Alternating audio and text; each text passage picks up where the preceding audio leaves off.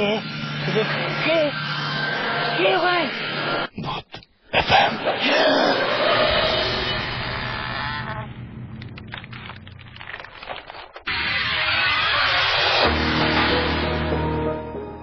Right, শুনছেন সবসময় radio ফুর্তি, সাথে আছি রাফেল, এবং চলছে ভূত এফএম। আর ভূত এফএম এর সময় হয়ে গেছে। ভূত এফএম এ আরো একবার সপ্তাহ ঘুরে আবারও আপনাদের সবাইকে স্বাগত জানাচ্ছি। আর আজকে আমার কাছে অন্য দিনের চাইতে আজকের দিনটির ভিন্নতা হচ্ছে এইটা যে আমার কাছে বেশ অন্য রকমের, অন্য কিছু ধরনের গল্প আছে, ঘটনা আছে, এবং অন্য ধরনের আমার কাছে আজকে ইমেল রয়েছে বেশ কিছু, এবং অন্য ধরনের আমার কাছে বেশ কিছু আপনাদের পাঠানো মানে বিভিন্ন ঘটনা রয়েছে। সেগুলো আমরা একটার পর একটা শেয়ার করব। আমাদেরকে এখনো অনেকেই এসএমএস করে যাচ্ছেন, যদিও এই মাত্র শুরু হলো, কিন্তু আগে থেকে এসএমএস করছেন। আমাদেরকে রিগান গ্যান্ডারিয়া থেকে আমাদেরকে ওস্তা এসএমএস করেছেন আমাদেরকে, ইমরান এসএমএস করেছেন আমাদেরকে, অনিক বরিশাল থেকে, সৌরভ ঢাকা থেকে, এছাড়াও আমাদের এসএমএস করেছেন নীরব বরিশাল থেকে। আচ্ছা, ইমোশনাল সোহান ময়মনসিং থেকে এসএমএস করেছেন আমাদেরকে, লিখেছেন যে আই লাভ ভূত এবং they also love me. So আমার মনে হয় যে এটা আপনার জন্য রাইট প্লেস, আমাদের সাথে এসে সেই মানে আপনাদের যে এই যে রোমান্টিক যে সমস্ত ঘটনাগুলো ঘটে সেগুলো আমার সাথে শেয়ার করার মতো যদি কিছু থাকে তাহলে আমার সাথে শেয়ার করতে পারে ইচ্ছা করলে। আচ্ছা, এছাড়া আমাদেরকে লাশ কাটা ঘর এসএমএস করেছেন রাজশাহী থেকে, আনিকা এসএমএস করেছেন আমাদেরকে, এছাড়াও রাতুল এসএমএস করেছেন হাসিব ওকে এসএমএস করেছেন আমাদেরকে, এছাড়াও ঘোস্ট রোমিও তারেক খুলনা থেকে সহ আরো অনেকে। যাই হোক, আপনারা প্রত্যেকবারই আমাদের নানান ধরনের এক্সপেরিয়েন্স পাঠান, বিশেষ করে ইমেল করে অনেক বড় বড় ধরনের ঘটনা পাঠান। আসলে আমি ঘটনাগুলো পড়ব, তবে আসলে যে মানে একবারই আমি ওয়েট করতে পারছেন যে কখন গেস্টদের সাথে সরাসরি কথা বলবো। এনিওয়েজ, আমি কিছু ঘটনা পড়ে ফেলি। আচ্ছা, আমাদেরকে এই ঘটনাটি পাঠিয়েছেন নিঝুম পাঠিয়েছেন ঢাকা ইউনিভার্সিটি থেকে। রাইট, তো নিঝুম যেটা লিখেছেন যে এই বছরের কথা 31 মার্চ থেকে আমার অনেক জ্বর, কোনো কারণ ছাড়া, কিছুতে ঠিক হচ্ছে না। আর আমি ইউজুয়ালি দুঃস্বপ্ন দেখি না, বাট ওই সময়ে প্রতি রাতে খুব ভয়ের স্বপ্ন দেখে চিৎকার করে উঠে যেতাম। আমার মা আমার সাথে ঘুমাতেন। তিনি খুব টেন্সড, কারণ আমার একের পর এক ক্লাস মিস হয়ে যাচ্ছে, ডক্টর দেখাচ্ছি তাও ঠিক হচ্ছে না। 4 তারিখ শরীর অনেক খারাপ হলো, জ্বর সাথে বমি। ওই দিন হরতাল ছিল। এই অবস্থায় মা আমাকে হসপিটালে নিয়ে যান, কিন্তু জ্বরটাও বেড়ে গেল এবং বেড়েই চলল। রিপোর্টে কিছু ধরা পড়ল না। 6 তারিখ রাতের ঘটনা, এবং এরপর ফাইনালি 7 তারিখ আমি পুরা সেরে উঠলাম। আম্মা আমাকে মানে দেখে খুব খুশি, কিন্তু আম্মাকে খুব খুশি দেখলাম না। বিকেলের দিকে মা আমাকে বললেন, তুই কাল রাতে আমাকে ধমক দিলি কেন? আমি তো পুরো অবাক, কারণ মাকে আমি ধমক দেবার কথা না, এবং সেটা আমি কল্পনাও করতে পারি না। আমি বললাম, দিলে তো জেনে শুনে দেয়নি মা, ঘুমের ঘোরে দিয়েছি। কারণ আমি প্রতি রাতে এই ভয়াবহ স্বপ্ন দেখি। আম্মা বলেন, কালকে রাতে কি হয়েছে জানিস? আমি জিজ্ঞেস করলাম। মা যা বলল সেটা হচ্ছে এরকম যে আমার মা, আমি খাটের ভেতরে ঘুমিয়ে দেয়ালের দিকে আর মা বাহিরের দিকে। রাতে হঠাৎ আমার ঘুম ভেঙে যায়। তখন সে ঘরে খুবই বাজে একটা গন্ধ পান আমার মা। একই সাথে প্রচন্ড ভয় পান, কারণ তার মনে হয় মাথার সামনে কিছু একটা দাঁড়িয়ে আছে। আম্মা সবসময় টর্চ নিয়ে ঘুমান। টর্চ জেলে দেখেন মাথার কাছে না, তবে দরজার কাছে ঠিক আমার মতো দেখতে, আমারই পোশাক পরা একটা জিনিস দাঁড়িয়ে, জাস্ট ঘুমন্ত আমার চুল বাঁধা আর ওটার চুল খোলা। আর আর যেটা মানে আর মানে কি বলবো, একটু ঝাঁকড়া টাইপ ফোলা ছিল সেই চুলটা। গায়ে টর্চের আলো পড়তেই মা দেখলেন ওটা দ্রুত বেডের কাছে চলে আসছে, যেখানে যেখানে আমি ঘুমাচ্ছি, ওই দিক দিয়ে উঠে যাচ্ছে বেডে। এই দৃশ্য দেখে মা জোরে জোরে আয়াতুল কুরসি পড়া শুরু করলেন, এবং দেখেও সে কোনো, এবং সেটা এবং দেখলেন তিনি যে কোনো ভয় পেলেন না। আচ্ছা, দেখেও সে কোনো ভয় পেল না, মানে তাকে দেখে যে সূরাটা পড়া হচ্ছে তারপরেও ভয় পেলেন না, এটা মনে হয় তিনি বুঝাতে চেয়েছেন। তখনই ওরা থেমে পড়ল, আর মা দেখেন যে জিনিসটা খুবই রাগ নিয়ে তাকিয়ে আছে এবং ওটার চোখ মনে হচ্ছে যেন জ্বলছে। মা আরো জোরে জোরে দোয়া পড়তে লাগলেন, আর জিনিসটা সাইজ আস্তে আস্তে ছোট হতে লাগলো, ঠিক একদলা কাপড়ের মতো। আর সেই সময়ই নাকি আমার ঘুম ভেঙে যায়, আর আমি আম্মাকে ঝাড়ি দেই। আম্মার মনোযোগ নষ্ট হয়ে যায়। পরে ওই দিকে আলো ফেলে দেখেন কিছু নাই। খাট থেকে নেমে লাইট জ্বেলেও দেখেন যে কিছু নাই, সেই গন্ধটাও নাই। মার সারা রাত ঘুমান নাই। পরে জলপট্টি দেবার আগে ভোরবেলা আমার কপালে হাত রেখে দেখেন যে জ্বর আর নাই, আমি পুরো সুস্থ হয়ে গেছি। আমার জ্বর টর তারপর থেকে সবকিছুই ঠিক হয়ে গিয়েছিল। এই ঘটনায় নিঝুমের এবং নিঝুমের মা ঘরের মধ্যে তার মতোই একজন প্রতিকৃতির আরেকজনকে দেখতে পেয়েছিলেন, যে তার মতোই পোশাক পরা, শুধুমাত্র চুলটা একটু অন্যরকম, এবং সে ধীরে ধীরে খাটে উঠে এসেছিল এবং যখন তার দিকে টর্চ ফেললো তখনও কিছু হয় নাই, কিন্তু যে মুহূর্তে সূরা পড়া শুরু করলো সেই মুহূর্তেই সেই জিনিসটি একদম পুরোপুরি ছোট হতে হতে একসময় একটা কাপড় হয়ে যায়। তো এইরকম ঘটনায় নিঝুম আমাদের SMS করেছে, ইমেল করেছেন, থ্যাংক ইউ। এবং আপনাদেরও অনেকেরই হয়তো এরকম ধরনের ঘটনা আছে, যে ঘটনাগুলো ইচ্ছে করলেই আপনারা শেয়ার করতে পারেন। দুভাবে শেয়ার করতে পারেন আমাদের সাথে আপনার ঘটনা। একটা হচ্ছে SMS এর মাধ্যমে, এবং SMS এর মাধ্যমে খুব ছোট করে আপনার ঘটনাটা পাঠিয়ে দিতে পারেন আমাদের কাছে। সেই জন্য যেটা করতে হবে, মোবাইলের মেসেজ অপশনে গিয়ে টাইপ করে ফেলতে হবে SHOUT শাউট স্পেস আপনার নাম স্পেস আপনার মেসেজ, পাঠিয়ে দিতে হবে 9840 নাম্বারে। আর যদি আমাদের ইমেল করতে চান তাহলে bhutfm@radiofurti.fm এই ইমেল অ্যাড্রেসে আপনাকে ইমেল পাঠাতে হবে, রাইট? ওকে, অনেক SMS আসছে, তবে তার আগে যারা অনেক কষ্ট করে আমাদের রেগুলার ভয়েস রেকর্ড করে পাঠান, এতটা এফোর্ট দেন, তাদের কথা না বললেই না, সেরকমই একটা ভয়েস ফাইল, একটা রেকর্ডের একটা ফাইল আমরা শুনে আসবো।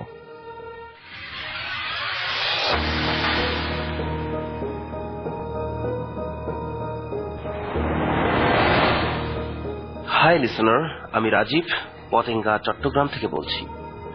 আজকে আমি যে ঘটনাটি আপনাদের সাথে শেয়ার করব সেটি আমার খুব ক্লোজ ফ্রেন্ডের আপন বড় ভাইয়ের ঘটনা। তার নিজের মুখ থেকে ঘটনাটি শোনা। ভাইয়া ঢাকার একটা নামকরা বেসরকারি হাসপাতালের ইনসেন্টিভ কেয়ার ইউনিটে ডাক্তার হিসেবে কর্মরত। ঘটনাটি যেদিন ঘটে সে রাতে ভাইয়ার নাইট ডিউটি ছিল। রাত 12টা-1টার দিকে প্রচন্ড জ্বর নিয়ে একটা ইয়াং ছেলে ভর্তি হয়। তার বয়স 21 অথবা 22 বছর হবে। গায়ে জ্বর ছিল প্রায় 105 ডিগ্রি। ভাইয়া ছেলেটা সব রকম টেস্ট করেন, কিন্তু কোনো রোগ ধরা পড়ে না সেসব টেস্টে। জ্বর কমানোর জন্য ভাইয়া তাকে 8 ঘন্টার ব্যবধানে পরপর 2টো সাপোজিটারি দেন, কিন্তু তাতেও ওর জ্বর কমে না। এতে ভাইয়া বেশ অবাক হন। এক পর্যায়ে সে যে দোকানে কাজ করত তার মালিক এসে ভাইয়াকে বলে যে প্রচলিত ডাক্তারি বিদ্যায় এ ছেলের জ্বর কমবে না, কারণ এর গায়ে নাকি বাতাস লেগেছে। লোকটার কথা শুনে ভাইয়া একটু হেসে ফেলেন। ভাইয়া এরকম অবৈজ্ঞানিক কথা বিশ্বাস করেননি। লোকটি সেটি বুঝতে পেরে তার কথা বন্ধ করে দেয়। পরে ভাইয়ার অনুরোধে লোকটি পুরো ঘটনাটি ভাইয়াকে শোনান। পুরান ঢাকায় লোকটির একটা মিষ্টির দোকান আছে। মাঝে মধ্যে তার মিষ্টির দোকান থেকে নাকি রাত 8টা-9টার পরে জিনেরা মিষ্টি কিনতে আসে। তারা একসঙ্গে 5 থেকে 6 কেজি মিষ্টি কেনে। জিনরা আলো সহ্য করতে পারে না, তাই সবসময় এসে আলো নিভিয়ে দিতে বলে। এই ব্যাপারটা লোকটি এবং তার দোকানের কর্মচারী সবাই জানে, কিন্তু ছেলেটা সে দোকানে নতুন কাজ করতে এসেছে, সে এই ব্যাপারটি জানত না। দুর্ভাগ্যবশত সে রাতে মিষ্টি কিনতে যখন একজন জিন আসে তখন ছেলেটি একা দোকানে কাজ করছিল।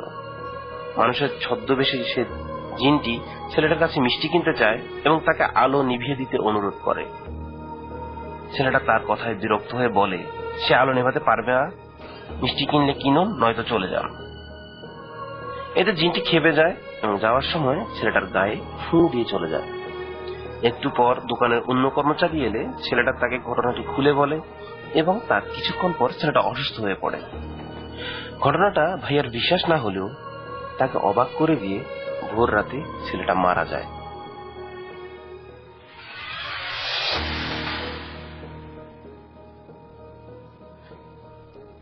রাইট, পৃথিবীতে অনেক এরকম অদ্ভুত ঘটনা ঘটে এবং তারই একটা প্রমাণ আমরা দেখলাম। এবং আমরা সবসময় বলি যে ভূত এফএম এ সাধারণত যে ধরনের গেস্টরা এসে আমাদেরকে তাদের কষ্ট করে এসে এত রাত্রে এত দূর পর্যন্ত এসে আমাদের ঘটনাগুলো শেয়ার করে যান আপনাদের সাথে, সেই ঘটনাগুলো মোটামুটি একটা কেমন যেন যোগসূত্র থাকে।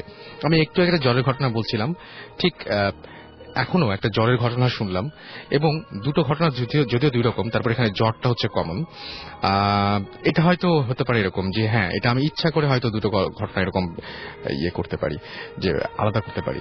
কিন্তু আমি এমন মাঝে মাঝে এরকম অবাক হতে হয় যে ঘটনাটা আমি আসলে জানি না, এরকম ঘটনা এখানে আসার পরে দেখি যে হ্যাঁ, দুটো ঘটনা প্রায় কাছাকাছি মিলে গেছে, অনেক কিছুর মিল রয়েছে। যাই হোক, আমরা কথা না বাড়িয়ে এখন আরো কয়েকটা SMS পড়ে ফেলবো এবং তারপরে একদম পুরোপুরি গেস্টদের সাথে কথা বলবো। আজকে শিপ্তির জন্মদিন, happy birthday to you Shipti. Ayan লিখেছেন যে I love Bhoot FM, thank you so much. Blood drinker লিখেছেন যে ভৌতিক টিম কই, স্পেশালি সাকিব ভাই। আচ্ছা, সাকিব ভাই আজকে একটু ঝামেলার মধ্যে পড়েছেন, তবে যে কোনো মুহূর্তেই জিবরান ভাই, সাকিব ভাই চলে আসতে পারে, আমি চাই না। হীরা লিখেছেন মিরপুর, ভূত এফএম জোস, আমি নতুন বন্ধু, ওয়েলকাম জানাচ্ছি আপনাকে এবং আশা করছি যে এখন থেকে রেগুলার আমাদের সঙ্গে থাকবেন। আমাদেরকে ফাইয়া লিখেছেন খুলনা থেকে যে আই লাভ ভূত এফএম এবং উই লাভ ইউ টু। আর গ্রেভ অন 7th ফ্লোর, আমরা একটা মুভি দেখলাম কিছুদিন আগে যে ভ্যানিশিং অন 7th এভিনিউ, এরকম টাইপের একটা মনে হয় মুভি আছে। সো এর নামটা প্রায় ওই রকম ধরনের আর কি। বোকাভূত লিখেছেন হাই, আমি বোকাভূত, ওকে, চালাক হওয়ার দরকার নাই। আর এক্সক্লুসিভ ঘোস্ট আমাকে বলেছেন যে I wait for every Friday night, okay. আর আমরাও ওয়েট করি আপনাদের SMS এর জন্য। সো দেরি না করে SMS পাঠিয়ে দিন, লিখে ফেলুন SHOUT শাউট স্পেস আপনার নাম স্পেস আপনার মেসেজ, পাঠিয়ে দিন 9840 নম্বরে। আমরা চলে যাচ্ছি আমাদের প্রথম গেস্টের কাছে এবং শুরুতে আপনার একটু পরিচয়টা প্লিজ আমরা শুনি। যে হ্যালো লিসনার্স, আমি আশিক বলছি। আমি রিসেন্ট গ্র্যাজুয়েশন কমপ্লিট করেছি ইউনিভার্সিটি অফ গ্রিনউইচ থেকে। আমি দেশে এসেছি 1 মাস। সো এক রাতে জাস্ট খালি আমার ফ্রেন্ডের সাথে আলাপ আলোচনা করছিলাম আমার এক্সপিরিয়েন্সগুলো নিয়ে। এখন এটাকে আপনারা যদি প্যারানরমাল অ্যাক্টিভিটিস বলে ডিসাইড করতে চান আপনারা করতে পারেন, আবার যদি আমরা লজিক্যালি চিন্তা করতে যাই সেভাবে হতে পারে। এখন এটা বিচারের দায়িত্ব আপনাদের উপরই। একদম, আমরা সবসময় সেই দায়িত্বটা একদম তাদের উপরে দেবো, কারণ অনেক সময় অনেকে বলেন যে হ্যাঁ এগুলো হয় নাকি বা এরকম হতে, মানে বলতেই পারেন, কারণ এগুলো এমন একটা ঘটনা যে মানে এমন একটা ব্যাপার, এমন একটা বিষয় নিয়ে আমরা আলোচনা করি যে বিষয়টা আসলে প্রমাণ করে কোনো কিছু বলা যাবে না। সো কিন্তু আমি যেটা বলবো যে আমি আসলে একেবারে মানে খুবই ওয়েট করছিলাম আজকে পুরোটা সময়। আমার মনে হচ্ছিল যে কখন আপনার ঘটনাটা সবাইকে শোনাবো, এবং সেই ঘটনাগুলোর খুবই অদ্ভুত। আমরা কোথা থেকে শুরু করবো? আমরা একদম প্রথম থেকে শুরু করি না? শুরু করতে পারি ছোটবেলা থেকে কাহিনী। ওকে, আমি আবারও বলে নিচ্ছি যে আমি প্রিটেন্ড করছি না যে আমি যা বলছি তা সত্যি, মানে আমি একদম 100% রাইট। হতে পারে আমার মনের ভুল, তারপর বলে যাচ্ছে যেটা। আমি তাহলে মাঝখানে একটা কথা বলি যে যারা এই ঘটনা নিয়ে যদি কোনো কিছু বলতে চান বা কোনো যদি মতামত থাকে, শুনতে যদি ইচ্ছা করে, তাহলে আমাদের SMS করতে পারেন। ওই শাউট লিখে স্পেস দিয়ে আপনার নাম লিখে স্পেস দিয়ে আপনার মেসেজ লিখে পাঠিয়ে দিবেন 9840 নম্বরে এই গল্প বা এই ঘটনা সম্পর্কে যে কোনো মতামত আপনার। ওকে, হ্যাঁ, থ্যাংক ইউ। প্রথমে বলতে গেলে যে যখন ক্লাস 2-তে পড়ি তখন আমরা আমাদের খিলগাঁও বাসায় শিফট হয়ে গেছিলাম।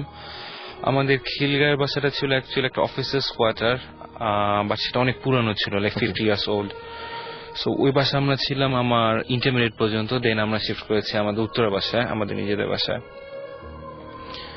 তো আমাদের বাসাটা ছিল অ্যাকচুয়ালি অনেক বিশাল, লাইক 10টা রুমের মতো ছিল, এবং আমার যে রুমটা ছিল ওই রুমটা যদি আমি দরজা লক করে দিতাম, like it's separate from the outer world. So একটা অন্যরকম একটা পরিবেশ ছিল আমার নিজের রুমটার মধ্যে। ওকে। সো যেটা তো প্রথম যাওয়ার পরে দেখা যেত ওটা ছিল 3তলা বাড়ি, আমরা থাকতাম দোতলায়।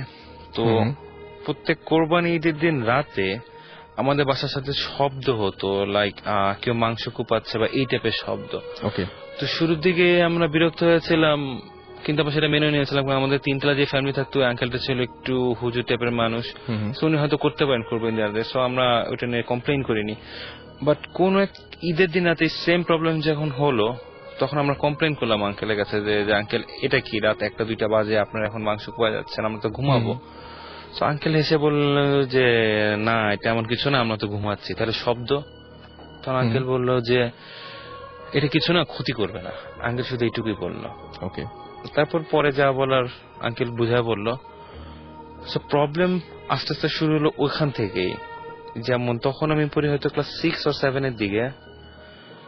সো আমার যে জানলা ছিল, আমার জানলার পাশে একটা আম গাছ ছিল, আমার যত খেয়াল আছে, কিন্তু জানলার পাশে কোনো কার্নিশ বা কোনো কিছু ছিল না, বা কোনো বাউন্ডারি ওয়াল, মানে কোনো মানুষ দাঁড়ানোর মতো কিছু ছিল না। সো এক রাতে আমার ঘুম ভেঙে গেল। ঘুম ভেঙে আমি জানলার দিকে তাকিয়ে দেখি একটা মেয়ে দাঁড়ানো। মেয়েটার চেহারা আমার ঠিক খেয়াল নেই, কিন্তু কম এজের হবে। শাড়ি পরা হচ্ছে, আমার ড্রেস আপ গুলা খেলা আছে এক্স্যাক্টলি, সাদা শাড়ি পরা, লাল পাড় পরা, এবং মাথায় একটা টিপ আছে, লাল টিপ। আমি যখন মেয়েটার দিকে তাকালাম, মেয়েটা জাস্ট হেঁটে চলে গেল বা ভেসে চলে গেল, কত আমার জানলা থেকে সরে গেল। সে জানলা থেকে যখন সরে গেল, একটা নুপুরের শব্দ মনে হলো আমার কানের কাছে বেজে উঠলো। আমি একটু হতভম্ব হয়ে আমার বিছানা থেকে উঠে, পাশে আমার পড়ার টেবিল ছিল, পড়ার টেবিলে ওখানে চেয়ারে বসে আছে। কতক্ষণ বসেছিলাম আমি জানি না, সেটা ভোর পর্যন্ত আমি বসেছিলাম। যতক্ষণ বসেছিলাম ততক্ষণ আবার দেখছি যে আমার বিছানার মধ্যে সাপোজ কেউ মানে মুড়ামুড়ি করছে, এরকম একটা শব্দ। আমার খেয়াল নেই এক্সাক্ট কতক্ষণ আমি বসেছিলাম, কিন্তু আমার বড় বোন এসে আমাকে ধাক্কা দিল, কি আছে তোর, কি হয়েছে, তখন জিজ্ঞাসিস কেন? তখন আমার হয়েছে, তখন বললাম না কিছু হয়নি। আমি তাকে বলিনি ঘটনাটা কি, তাকে পরে বললাম যে ঘটনা কি। এটা শুনে আমার আম্মা একটু চিন্তিত হয়ে গেল। আর আমার আম্মা যেটা ছিল, উনি একটু এসব হুজুর বা এসব বিলিভ করতেন। তো আমার আম্মা যেটা করেছিল যে আমাকে বিভিন্ন হুজুরদের কাছে নিয়ে গেল, তার ট্রিটমেন্টের জন্য বা এই টাইপের কিছু, যেটা আম্মা নিজের জন্য। ওকে। আমরা যখন খেলে আমরা একটা আজিমপুরে একটা হুজুরের বাসায় গেছিলাম, সেটা ছিল মহিলা হুজুর। এবং দেখা যেত যে যেটা বলা হতো যে প্রতি শুক্রবার অথবা শনিবার দিন একটা নির্দিষ্ট টাইমে সেই মহিলার উপর জিনের ভর হতো বা এই টাইপের কিছু। But that I have seen in my own eyes, like একটা নির্দিষ্ট টাইমে মহিলার চেহারা চেঞ্জ হয়ে যায়, গলা শব্দ অন্য একটা লোকের কথা আসে। তো সেই মহিলা যখন আমাকে দেখলো, সেই মহিলা আমাকে বলেছিল যে আমার সাথে বলে দুটো জিন আছে যারা সবসময় ক্ষতি করার চেষ্টা করছে। এই জায়গাটা মনে রাখবেন। হ্যাঁ, এটা মনে রাখতে বললাম লিসনারদেরকে। ওকে, তারপরে সো ওই মহিলা তারপর যে করে আমাকে কিছু যা ওরা ট্রিটমেন্ট দেয়, তাবিজ দিল। কিন্তু অদ্ভুত যে ঘটনাটি ঘটেছিল, যেটা আমার মাথার মধ্যে এখন গেঁথে আছে, যে সেই মহিলা ঘরের মধ্যে একটা অদ্ভুত গন্ধ পেয়েছিলাম। সেটা কোনো দুর্গন্ধ না, সুগন্ধ না, কিন্তু একটা মিষ্টি একটা গন্ধ, একটা সুদিং স্মেল, সেটা আমি পেয়েছিলাম। আমার মাথার মধ্যে কেন জানি গন্ধটা ঢুকে গেছে। তো তারপরেও এরকম বিভিন্ন ঘটনা, হয়তো বাসা আর একটা প্রবলেম, এই আম্মার সাথে এরকম, কারণ আম্মা এসব বিভিন্ন হুজুরদের কাছে গেলে আমাকেই নিয়ে যেত সাথে, আম্মা তো একা যেত না। তো ওইভাবে নিয়ে যেত আমাকে। সাইদাবাদের একটা হুজুর ছিল, তো ওনার বাসায় এরকম করে সাথে যেতে হলো আম্মার সাথে। কিন্তু ইন্টারেস্টিং পার্ট হচ্ছে, সেই আমার যত খেয়াল আছে, সাইদাবাদী হুজুরের বাসায় ঢুকার মুহূর্তে ওখানে একটা মাজার আছে, সাইদাবাদী হুজুরের ওখানে। ওই মাজারের পাশে যখন আমি হেঁটে যাচ্ছিলাম, I got the exact same smell, exact same. সেই অদ্ভুত গন্ধটা পেয়ে আমার আবারও ভয় পেয়ে গেলাম আমি। এবং ভয় পাওয়ার পরে সে সাইদাবাদী হুজুরের বাসা যাওয়ার পরে আমাদের মেইন যে সমস্যা ছিল, সেই সমস্যাটা বলার পরে আম্মা বললো যে আমার ছেলেটা একটু দেখেন। সেই হুজুরও অদ্ভুত। এই যে সেম মানে স্মেলটা পেলেন, একদম সেম স্মেল। এই স্মেলটা প্রথমে পেয়েছিলেন আপনি সেই আজিমপুরের হুজুরের বাসায়, আর সেটা আবার সেকেন্ড টাইম পেলেন ওই মাজারের কাছে, একই ধরনের স্মেল। তারপরে যেটা হলো, এই হুজুর আমাকে যে বলল, যে আমাকে হুজুর দেখে দেখে বললো, হুজুর অদ্ভুত কথা বললো যে আমার সাথে বললো দুটো পরী আছে। রাইট, আগের জন বলেছিলেন দুজন জিন, এবং উনি বলেন দুজন পরী, মানে সংখ্যা 2, এবং এটা মোটিভ সেম, এবং দুজনেরই মতামত হচ্ছে একটা, যে কেউ মানে কোন দুইজন আপনার সঙ্গে আছে, তারা জিন হোক বা পরী হোক আছে, মানে এবং দুইজন, সেটা দুইজন। ওকে, ফাইন। তো হুজুর তাবিজ দিলেন। কিন্তু তারপরে থেকে আবার যে অদ্ভুত সমস্যাটা আমার শুরু হলো, যে আমি এর পরে আমি দেশে ছিলাম 2008 পর্যন্ত, 2008 এর লাস্টে চলে গেছি। তার এই that was like 2004, so 2004 to 2008 এই 4 বছর আমি কোনো কোরবানি ঈদের দিন, মানে যেই গরুটা আমরা কোরবানি দিই, সেই গরুর মাংস আমি কোনোদিন খেতে পারিনি। কেন? কারণ সেই গরু মাংস যে রাতে কোরবানি ঈদের দিন রাতে তো গরু মাংসটা খাওয়া হয়, দুপুরবেলা রান্না হয়। আমি যদি মাংসটা খাই, আমি আবার সে আগের গন্ধটা পাই, যে গন্ধটা আমি সেই হুজুর দুইটা বাসা পেয়েছিলাম, সে একই গন্ধ, সেম গন্ধ। কত গন্ধ পাওয়ার পর আমার মাথা মানে পাগলের মতো আচরণ করতে থাকি। আমি আমার বাসার লোকজন থেকে দেখে বন্ধু কেটে দেখ তোরা গন্ধ পাচ্ছিস কিনা, তারা কিন্তু গন্ধ পাচ্ছে না, রাইট, গন্ধটা শুধু আমি পাই। সো আমরা পরে 2005 এর দিকে আমরা খিলগা বাসা ছেড়ে উত্তরা বাসায় শিফট করলাম।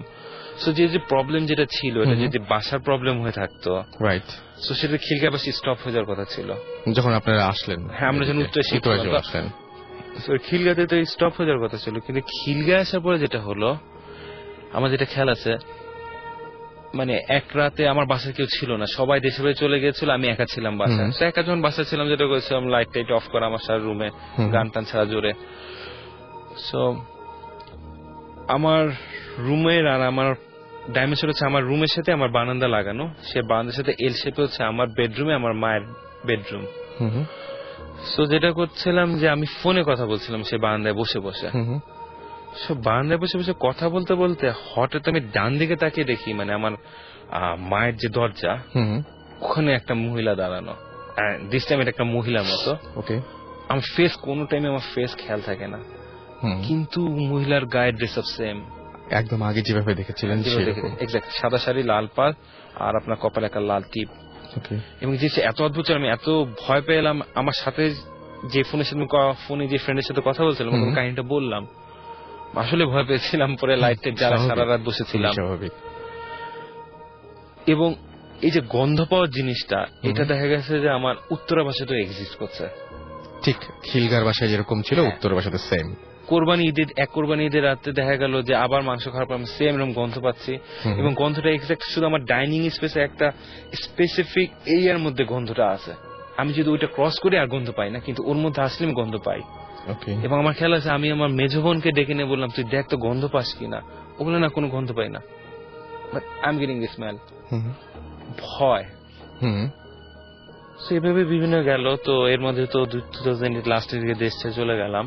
তো এর মাঝে ইন্টারেস্টিং ঘটনা হচ্ছে 2006 ও 2007 এর দিকে আমার এক ফ্রেন্ডের বার্থডেতে, লাইক আমরা সেলিব্রেট করছি আমার ফ্রেন্ডের বার্থডে, বুমাসে বসেছিলাম আমরা, আমার খেয়াল আছে। আমার ফ্রেন্ডের আর এক ফ্রেন্ড এসেছিল, একটা মেয়ে এসেছিল, তার নাম আমার মনে নাই, বাট সে মেয়ে বলছিল যে like she was little bit special, কারণ she use to do the black magic or this kind of stuffs.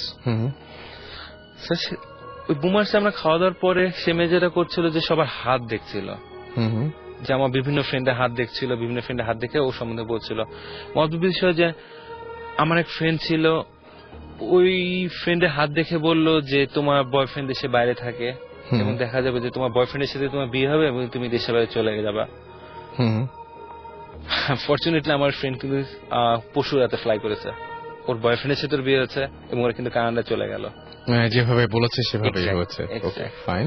So সবারটা যখন দেখলো আমার কি মনে হলো, আমি ইন্টারেস্টেড, তাকে হাতটা দেখালাম। অদ্ভুত বিষয়, সে আমার হাত দেখে লাইক 10 মিনিট 15 মিনিট সে কিছু বলছে না। আচ্ছা, সে জাস্ট হাতের দিকে তাকিয়ে আছে। আমি বললাম হোয়াটস রং? সে বলে ইউজুয়ালি এরকম কিছু দেখা যায় না। আমি বললাম সমস্যা কি? বললো someone has erased all my fortune lines. আমার হাতের কোন লেখা সে পড়তে পারছে না, যদি আমি এখন আমার হাতে লেখা দেখতে পাচ্ছি, সে বলছে যে ফরচুন লাইন যেগুলো ছিল someone has erased। এখন ওরা, ও মেয়েটা যেটা বলছিল যে স্পিরিটের ভাষা, অ্যাকচুয়ালি স্পিরিট জিনিসটা এটা ক্যাথলিকরা বলে, হলি স্পিরিট জিনিসটা ক্যাথলিকরা বিলিভ করে। ওরাও যেটা বলছে যে দুইটা স্পিরিট আমার উপর আছে বা এইটা সেই আগের ব্যাপার, and they have erased all my fortune lines, and তারা সবসময় চেষ্টা করছে আমার একটা মানে ক্ষতি করার, and as a result সে মেয়ে যেটা বললো যে I never can be a good son, I never can be a good dad, I never can be a good brother, I never can be a good friend, or I never can be a good husband. So একটু অদ্ভুত লাগলো। অদ্ভুত লাগার উচিত, মানে সেটাই স্বাভাবিক। যাই হোক, আমি 2008 তারপর দেশ ছেড়ে চলে সাধারণত মানে এরকম নেগেটিভ কিছু হলে যারা বোঝেন বা যারা দেখেন তারা সাধারণত বলেন না। এবং আমি যেটা বলবো যে যারা দেখেন, মানে যারা এই যে বন্ধু বান্ধব এরকম শখ করে যারা হাত দেখে, আমি এই কথা সূত্রে একটু বলবো, যদি আপনারা আসলে এরকম কোনো কিছু পান বা বলেন বোঝেন, তারপরেও সেটা বলা ঠিক না, আসলে বলা উচিত না। আমি এটা মনে করি একদম ইম্প্যাক্ট পড়ে, এবং মনে হয় কি যে ওই দিকে কিছুটা ডাইভার্টেড হয়ে যায় মানুষটা। তো এটা কখনোই বলা উচিত না, নেগেটিভস গুলো বলা উচিত না। এর মধ্যে একটা ইন্টারেস্টিং ঘটনা ইন্টারাপ্ট করার জন্য, যে ইন্টারেস্টিং ঘটনা যেটা ছিল যে আমি 2000 লাস্টের দিকে চলে গেছিলাম, কিন্তু লাস্টের দিকে আমাদের ফ্রেন্ড সার্কেলের মধ্যে একটা মানে অদ্ভুত একটা মজার জিনিস ছিল যে প্রতি শবে রাতে আমরা ফ্রেন্ড মিলে একসাথে বের হতাম। সো দেখা যাচ্ছে যে হয়তো আমরা নামাজ পড়তাম রাত 12টা-1টা পর্যন্ত, তারপর যেটা আমরা করতাম ফ্রেন্ডরা মিলে ঘুরে বেড়াতাম, কিন্তু আমাদের ঘুরে বেড়ানোর জায়গাগুলো ছিল অদ্ভুত। যেমন আমরা চলে যেতাম হচ্ছে মিরপুর 1 নম্বর মাজারে, হয়তো সেখানে রাত 12টা-1টা মানে 12টা থেকে 3টা পর্যন্ত কাটাতাম। কাটানোর পর আমরা ডাইরেক্ট চলে যেতাম আজিমপুর গোরস্থানে, সেখানে ভোর হওয়া পর্যন্ত আমরা কাটাতাম। তো দেখা গেছে আমি দেশের আগে 2 থেকে 3টা শবে রাত এভাবে কাটিয়েছি। লাস্ট শবে রাতে আই ক্যান রিমেম্বার, মানে লাস্ট যে শবে রাত আমি দেশে করেছিলাম, আমার ফ্রেন্ডরা সব মানে সব ফ্রেন্ড এক জায়গায় আছে, আমি আলাদা ছিলাম। আমি আজিমপুর আমাকে যত খেলা আছে আমি অলমোস্ট কভার, সবগুলা কবর আমি কভার করার চেষ্টা করেছি, সবগুলা কবর সামনে আমি যে একটু একটুকে দাঁড়িয়েছি। এবং একটা অদ্ভুত বিষয় যে প্রত্যেকটা কবরের সামনে আমি আলাদা আলাদা গন্ধ পেয়েছি, আলাদা আলাদা গন্ধ। আমি আমার ফ্রেন্ডকে জিজ্ঞেস করলাম যে দেখ তুই গন্ধটা পাস কিনা। ফ্রেন্ড বলে এখানে আগরবাতি জ্বালানো আছে, গাঁদা ফুলে মালা দেওয়া আছে, এগুলা গন্ধ হতে পারে।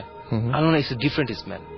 ও, তার মানে আপনি শুরু থেকেই মাজারে বা মানে এই যে কবরের গোরস্থানে যে ধরনের গন্ধ পাওয়া যায় সেই ধরনের গন্ধ কখনোই পেতেন না, বা বাসাতে যেটা পেতেন সেটাও ঠিক এই লোবান বা বাসে আমি যে টাইপের গন্ধটা পেতাম এটা ডিফারেন্ট গন্ধ, এটা আবার এখানে আবার একদম আলাদা। হ্যাঁ, কবরে আলাদা গন্ধ। কথা হচ্ছে প্রত্যেকটা কবরে গন্ধ আলাদা। আই ক্যান ডিফার, প্রত্যেকটা কবরে আলাদা আলাদা গন্ধ। ওকে, আই ক্যান ডিফার। ওই রাতে ভয় পাইনি অ্যাকচুয়ালি, আমি জিনিসটা এনজয় করছিলাম যে একমাত্র আমি পাচ্ছি, প্রত্যেকটা অদ্ভুত লাগছিল, ব্যাপার মজা লাগছিল জিনিসটা অ্যাকচুয়ালি। সো তারপর যখন লন্ডন চলে গেলাম, লন্ডন যাওয়ার পর হয়তো এটা বন্ধ হয়ে যাওয়ার কথা ছিল, কারণ বিজি লাইফ ছিল, আমি আমার স্টাডিজ ছিল। অদ্ভুত যে জিনিস হলো, আমি আমার ইউনিভার্সিটি ডরমিটরিয়ামে থাকতাম না, কারণ ওখানে এক্সপেন্সিভ ছিল। আমি যেটা করতাম, আমি ফ্রেন্ডকে নিয়ে একটা আলাদা ফ্ল্যাট নিয়ে থাকতাম, আমার কয়েক ফ্রেন্ড মিলে। আমার রুমটা শেয়ার করতাম এক ফ্রেন্ডের সাথে। এটা হচ্ছে আপনার 2010 এর লাস্টের দিকের ঘটনা। ওই দিন আমার কোনো ক্লাস ছিল না, ওই দিন আমার কাজ ছিল না, আমি পুরো রিল্যাক্স মুডে ছিলাম। সারাদিন আমি বিছানায় রেস্ট নিয়েছিলাম, সুন্দর মতো ডিনার করে বিছানায় চলে গেছিলাম টাইমলি। আমার ফ্রেন্ড ওই দিন রাতে ছিল না বাসায়, সে পাশের ফ্ল্যাটে গিয়েছিল আমার এক ফ্রেন্ডের বাসায়। রাত 1টা-2টার দিকে হবে, আমি ঘুমটা ভেঙে গেল। ঘুমটা ভেঙে মানে আমাদের 2 ফ্রেন্ডের বেড পাশাপাশি, আমার বেড আমার ফ্রেন্ডের বেড পাশাপাশি, মাঝে ফাঁকা স্পেস। 1টা-2টার দিকে ঘুম ভেঙে দেখি আমার ল্যাপটপে তখন গান বাজছিল, লাইট জ্বালানো ছিল, খুবই খুবই এটা মানে নরমাল। হ্যাঁ, সেটাই, মানে একদম নরমাল এবং খুব স্বাভাবিক একটা পরিবেশ। সো আমি তাকিয়ে দেখি জাস্ট খালি আমার ফ্রেন্ডের বেডটা হচ্ছে, আর ডান পাশে তাকিয়ে দেখি আমার ফ্রেন্ডের বেডে একটা মেয়ে বসে আছে, সেম মেয়ে যাকে আপনি এর আগে কয়েকবার চেহারা আমি কোনোবার চেহারা মনে করতে পারি না, কিন্তু ড্রেস আপ কেমন মনে থাকে, কারণ লাল টিপটা বলেন বা সাদা শাড়িটা বলেন, একটা জল মানে চোখে ভাসে আর কি। আমি তাকিয়ে দেখি মেয়েটা আমার দিকে তাকিয়ে আছে। আমি একটু অবাক হলাম, দেন আমি আমার ফ্রেন্ডকে ফোন দিলাম, তুমি কোথায়? বলে আমি তেন অমুকের বাসা আছে, আমার আজকে রাতে আসবো না। বলে কোনো সমস্যা? আমি বললাম না সমস্যা না, তবে তুমি আজকে রাতে চলে আসো। ও বলে আচ্ছা ঠিক আছে, দেখে আমি আসতে চলে আসবো। আমি যে ফোনে কথা বলছি তখন কিন্তু মেয়েটা আমার দিকে তাকিয়ে আছে।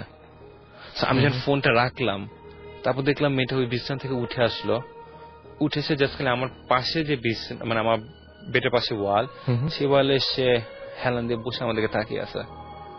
আমি মেয়েটার দিকে তাকিয়েছি, সে কিন্তু আমার সাথে কোনো কথা বলছে না বা আমাকে টাচ করার চেষ্টা করছে না, কিছু না। আমি তাকিয়ে থেকে নিয়ে তারপর আমাদের কিচেনটা ছিল ডাউন স্টেয়ারে, আমি আমার কিচেনে গেলাম, কিচেনে যে চা বানালাম, চা খেলাম, চা কিনে আমার রুমে যখন ব্যাক করলাম, ব্যাক করে দেখি নেই। ওই রাতেও আমি ঘুমাইনি, আমার ফ্রেন্ড ব্যাক করেছিল রাত 5টার দিকে। 5টার দিকে যখন সে ব্যাক করলো তখন তাকে কাহিনীটা বললাম, সে বিশ্বাস করলো না আর কি, হাসলো। বাট আমি দেখেছি সেম ঘটনা। এবং আমি একটা জিনিস খুবই অবাক হচ্ছে যে আমি এটা ভূত এফএম এর শুরুর দিকেও বলেছি যে এই একই ধরনের ঘটনা আমি ফিল করেছি। এবং আপনার যে বর্ণনায় যে কালো শাড়ি এবং লাল পাড়, না সাদা শাড়ি লাল পাড়, আমারটা আবার খুব অদ্ভুত টাইপের ছিল যে কালো শাড়ি লাল পাড়, এরকম ধরনের একটা। এবং আমি মানে মনে হতো যে হ্যাঁ ফিল করতে পারছি যে এরকম ঘটনা ঘটছে, এবং আমি একজনের সাথে শেয়ার করেছিলাম ঘটনাটা। কি অদ্ভুত ব্যাপার যে তাকে আমার পুরোটা বলতে হয়নি, তার আগে সে নিজেই বলে ফেলেছিল যে আচ্ছা তাই নাকি, আপনার ঘটনা তো এইরকম, এবং কিছু সলিউশনও দিয়েছিল। সো আমি জানি না যে আপনার সেই সলিউশনে কোনো কাজ হবে কিনা, বা আপনারও আমার মতন কালো পোশাকের প্রতি, মানে কালো ড্রেসের প্রতি আগ্রহ আছে কিনা। একদম একদমই পছন্দ করে না, বাট আমি হচ্ছে অনেক বেশি পছন্দ করতাম। তো আমাকে বলছিলেন যেগুলো মানে এই কালারটা অ্যাভয়েড করতে। এনিওয়েজ, তো আমার কাছে যেটা মনে হয় যে ঘটনাগুলো খুবই খুবই খুবই অদ্ভুত ধরনের ঘটনা, এবং মানে এটা আসলে ব্যাখ্যা চাওয়ার কোনো মানে হয় না। এটা মানে সাইকোলজিক্যালি যদি চিন্তা করতে থাকি, হ্যাঁ, যখন এটা নিয়ে হয়তো চিন্তা ভাবনা করতাম যখন দেশে থাকতাম। হ্যাঁ, কিন্তু মানে ব্যাপারটা হচ্ছে যে আমি যেটা বলবো যে দেশের বাইরে গেলে তখন একটা ভিন্ন পরিবেশ, সুন্দর গান বাজছে ল্যাপটপে, সুন্দর একটা দিন, আপনি সারাদিন রিল্যাক্স ছিলেন, সুতরাং আপনার ব্রেইনও টায়ার্ড না। তো এরকম মানে কিছু কিছু ঘটনা তো এরকম উদ্ভট থাকতেই পারে, পৃথিবীটাই অদ্ভুত। এবং এই যে আপনি যে 2 সংখ্যার কথা বললেন, আমার সাথে একটা ছেলে থাকতো, সেই ছেলেটা ছিল সাউথ আফ্রিকান হোয়াইট, ছিল south African white, Patrick's. So ওরা ছিল ক্যাথলিক। ও আমাকে কাহিনীটা বললো, ক্যাথলিকটা বিলিভ করে হচ্ছে আপনার হলি স্পিরিটে। আমাদের যেমন জিন, ক্যাথলিকদের সেরকম হলি স্পিরিট। সো প্যাট্রিক একটু পাগল টাইপের ছিল, একটু ফাঙ্কি। ওই স্টুডেন্ট ছিল না, কিন্তু আমাদের ফ্রেন্ড ছিল। আচ্ছা, ফাঙ্কি, ওইসব ব্ল্যাক ম্যাজিক এইসবের প্রতি তার ভালো আগ্রহ ছিল। আচ্ছা। সো একদিন গল্প চলে প্যাট্রিককে যখন এসব বললাম, তো প্যাট্রিক এরকম, ওর যে স্টাইল, ওর হাত দেখতো না, একটু অন্যভাবে এসব যাচাই করতো।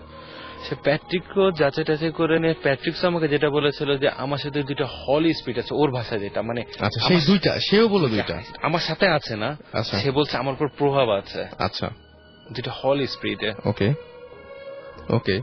সো আমাদেরকে আপনার মানে অলরেডি আপনার যে ঘটনা আপনি শেয়ার করেছেন, সেই ঘটনা অনেকের কাছেই ভালো লেগেছে, কেউ কারো কাছে খারাপ লাগেনি এখনো পর্যন্ত। তন্ময় লিখেছেন যে বস, মানে ভাই আপনার প্রবলেম তো খুবই অদ্ভুত। ওকে। আর এই নিশি লিখেছেন মুন্সিগঞ্জ থেকে যে স্মেলটা কি ধরনের ছিল, একটু কি এক্সপ্লেইন করা যায়, যে স্মেলটা পেতেন বাসায়, সেটা কি এক্সপ্লেইন করা যায়? জিনিসটা বললাম যে জিনিসটা দুর্গন্ধ না, আবার সুগন্ধ না, বাট একটু মিষ্টি গন্ধ, মানে সুদিং। আচ্ছা, ওকে। সো মানে এই ঘটনা আসলে মানে গন্ধটা ঠিক ভাষায় বোঝানো যায় না। আর আচ্ছা, একটা রাফি আমাদের SMS করে বলছেন, ভাইয়া এখনো কি আপনার সেই প্রবলেমগুলো হয়, যে প্রবলেমগুলো হতো? এটা তো লাস্ট 2010 সুতরাং 11, সুতরাং মানে ঘটনাগুলো এখনো চলছে, ঘটনাগুলো এখনো শেষ হয়নি। এবং আচ্ছা, তিনি যেটা বলছেন যে আচ্ছা না, নঈম যেটা বলেছেন যে কবরে গিয়েও মানে যে সমস্ত গোরস্থান যখন গিয়েছিলেন তখন সেম স্মেলটা পেয়েছেন কিনা, সেম না, তখন অন্য, তখন ডিফারেন্ট, একটা কবরে আলাদা আলাদা ধরনের। ওকে। সো আচ্ছা, সো অনেকে অনেক ধরনের কোয়েশ্চেন করছেন, এই কোয়েশ্চেনগুলো আপনারা আরো পাঠাতে থাকবেন। আমরা যেটা বলবো যে আপনারা SMS করুন, আমাদেরকে লিখে ফেলুন SHOUT শাউট স্পেস আপনার নাম স্পেস আপনার মেসেজ, পাঠিয়ে দিন 9840 নাম্বারে। আমরা একটা ছোট্ট ব্রেক নিয়ে আবারও ফিরে আসছি। স্টে টিউন টু রেডিও ফুর্তি।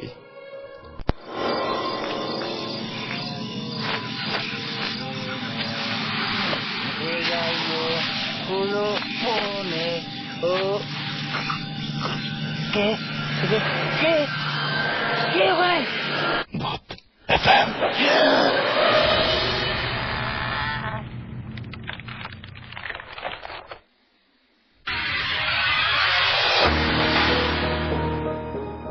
রাইট, এত রাত্রে যদি প্রশ্ন করেন কে ওখানে, উত্তর মিলবে একটাই, সেটা হচ্ছে ভূত FM। আপনারা SMS পাচ্ছি আপনাদের, এবং SMS এর জন্য অনেক অনেক ধন্যবাদ। আসলে কি বলে ধন্যবাদ দিব জানি না, ধন্যবাদই বলতে পারি। আফসার আমাদের সিলেট থেকে SMS করেছেন, নূর SMS করেছেন, এছাড়াও আমাদেরকে SMS করেছেন যে সাফিয়া না শিফা SMS করেছেন, সুজন SMS করেছেন সোহাগ SMS করেছেন, আফরিন, এছাড়াও ফাগুন SMS করেছেন আমাদেরকে, তানভীর SMS করেছেন, ঘোষ কিলার SMS করেছেন, এছাড়াও আমাদেরকে আরো অনেকে SMS করেছেন। সো যারা SMS করতে চান তাদেরকে SMS করার নিয়ম যে আরো একবার বলে দিচ্ছি, সেটা হচ্ছে লিখে ফেলুন SHOUT শাউট স্পেস আপনার নাম স্পেস আপনার মেসেজ, আর পাঠিয়ে দিন 9840 নাম্বারে। আমাদের কাছে আরো অনেক অনেক অনেক অনেক ঘটনা আছে এবং সেই ঘটনাগুলো মানে আজকে অনেক ঘটনা বলে শেষ করা যাবে না। সো আমরা আবারও চলে যাই আমাদের সেকেন্ড যে গেস্ট রয়েছে তার কাছে। আপনার নামটা বলবেন প্লিজ। হ্যালো লিসনার, আসসালামু আলাইকুম। আমার নাম নজরুল ইসলাম। এখন আমিও শুনছি, আমিও লিসনার। ওয়ালাইকুম আসসালাম। আমি এসছি মতিঝিল থেকে। আমি হাবিবুল্লাহ বার কলেজে অ্যাকাউন্টিং এ অনার্স করছি, থার্ড ইয়ারে আছি। ওকে, প্রথমে সকলকে সরি বলে নিচ্ছি, কারণ গত 2-3 দিন ধরে আমরা একটু সর্দি ভাবতে যার কারণে কোনো ব্যাপার না, একটু নরমাল আসছে। কোনো ব্যাপার না, আপনি তো গান গাইবেন না। আচ্ছা যাক, ঘটনা আসলে আমার জীবনে অনেক ঘটনাই আছে। কারণ আমি ফার্স্টে আপনাকে বলছিলাম যে আমার বাবা, উনি তো একজন গ্রামের সাধারণত মুন্সি বলছিলাম, উনি মুন্সি বলে সকলে চিনে। উনি তো এই যদি কারোর ঘাড়ে ভূত লাগে তাহলে উনি এটা ট্রিটমেন্ট দেয় বা ভূত ছাড়ানোর। ভূত না জিন? কোনটা? জিন, সরি জিন। ওই জিনকে আমরা ভূত বলি, যেটা খুব খারাপ টাইপের যেগুলো, ওগুলোকে ভূত বলা হয় সাধারণত। হ্যাঁ, মানে ব্যাপারটা হচ্ছে কি যে জিন ছাড়ানো যায়, ভূত ছাড়ানো যায় কিনা আমি জানি না। হ্যাঁ সেটাই। যেমন উনি যখন এই ধরনের কাজগুলো করে, মানে যখন এই ধরনের কাজগুলো করে তখন ওই ইফেক্ট গুলা অনেক সময় আমাদের উপরে পড়ে। আচ্ছা, এটা অনেক ঘটছে, কখনো আমার আম্মুর উপরে, কখনো আমাদের উপরে অহরহ ঘটে থাকে। তো আমার এই ধরনের অনেকগুলো ঘটনা আছে, কিন্তু সব থেকে আমার জীবনে নিজের ক্ষেত্রে সব থেকে বেদনাদায়ক যে ঘটনাটা, যেটা আমাকে এখনো খুব কষ্ট দেয় এবং ওই দিনটাকে আমি খুব স্মরণ করি, সেই ঘটনাটা আমি এখন আপনাদের সামনে বলবো প্লিজ। তখন হয়তো আমি খুব মনে পড়ছে না, ক্লাস 6 কিংবা 7 পড়ি। ওকে, তখন আমি আগে আমাদের বাড়ির লোকেশনটা বলি। আমাদের গ্রামের বাড়িটা হচ্ছে যশোর শহর থেকে 8 থেকে 10 কিলো দূরে হবে, গ্রাম। আর সবাই তো জানেন যে গ্রামের বাড়িতে কেমন, সর্বদা গরু থাকে, ছাগল থাকে, সব জাস্ট গ্রাম্য পরিবেশে আমাদের। ঠিক আমাদের বাড়িটাও এমন। তো যখন আমি একজন গ্রামের ছেলে, গ্রামে থাকি, গ্রামের মতোই বাস করতে হয়, গ্রামের মতো সব কাজ করতে হয়। তো ওই বয়সে আমি যখন ক্লাস 7 পড়ি, তখন আমাদের বাড়িতে আমাদের একটা গাভী ছিল, খুব সুন্দর, এবং একটা বাছুর ছিল। এটা সাধারণত আব্বুই দেখাশোনা করতো, তবে যখন আব্বুর অনুপস্থিতিতে এটা আমি মাঝে মধ্যে দেখাশোনা করতাম। আচ্ছা, যেটা ঘটলো, ঘটনার দিন একদিন আব্বু এবং আম্মু দুজনে কোথায় যেন বেড়াতে গেছে। জাস্ট বড় ভাইয়াও বাসায় নাই, আর কেউ না, জাস্ট আমি আর আমার ছোট ভাই দুজনে বাসায়। ঘটনা ঘটছে বিকাল বেলা। সাধারণত যখন সন্ধ্যা হয়ে যায় তখন কি করতে হবে, গাভীটাকে বাসায় আনতে হবে, তারপরে আদার যে কাজগুলা করতে হবে সেগুলাই করবো। আমি জাস্ট মাগরিবের আজানের 20 মিনিট আগে আমি আমাদের বাড়ির পাশে মাঠে গেছি গরু আনতে, আমাদের গাভীটা আনতে। ওখানে যাওয়ার পরে আমি দেখলাম যে গাভীটা যেখানে বাঁধা হয়েছিল গাভীটা নাই। আচ্ছা, তখন তো আমি অবাক যে আমার গাভীটা গেল কোথায়। তখন বাসায় ব্যাক করে আশেপাশে পাড়ার সমস্ত বাড়িতে খুঁজিনি, কারোর বাসায় যাইনি, কেউ বলতেও পারে না। কিন্তু এখন তো আমি পড়ে গেছি দুশ্চিন্তায় যে আমি কি করবো, যেহেতু বাসায় কেউ নাই, আমি একা, আর আমার ছোট ভাই ও তো অনেক ছোট, কি করব। তারপর যাক খোঁজাখুঁজি করলাম গ্রামের ভিতরে, মাগরিব আজান হলো, নামাজ পড়লাম। নামাজ পড়ার পরে চিন্তা করলাম যে দেখি মাঠে আর একবার যাই, যদিও দেখে আসছি তবু আর একবার যাই। তখন হালকা হালকা অন্ধকার হচ্ছে মাত্র। আমি আমার ছোট ভাই, ওর নাম আব্দুল আজিজ, ওকে নিয়ে আমি মাঠের দিকে গেলাম। আচ্ছা, যখন মাঠে পৌঁছালাম তখন আমার ছোট ভাই বলতেছে, ভাইয়া ওই যে গরু। অর্থাৎ ঠিক সে বলতেছে যে মাঠের মাঝখানে গরুটা। আমি দেখছি যে আমাদের যে গাভীটা ও ঘাস খাচ্ছে আর বাছুরটা ছুটে বেড়াচ্ছে পাশে। তখন আমি কি করলাম, আমি ও ছোট ভাইটাকে নিয়ে আমি আস্তে আস্তে ওদিকে আগাচ্ছি। আচ্ছা, ঠিক আমি যতটা আগাচ্ছি গরুটা ততটা পেছাচ্ছে, ওদিকে দূরে সরে যাচ্ছে। মনে হচ্ছে যে মানে দূরত্বটা বাড়ছে। কিন্তু আমার এই যে দূরত্বটা বাড়ছে এটা আমি খেয়াল করতেছি না, কিন্তু জাস্ট আমার একটা লক্ষ্য যে আমি গরুটা আনতে যাচ্ছি।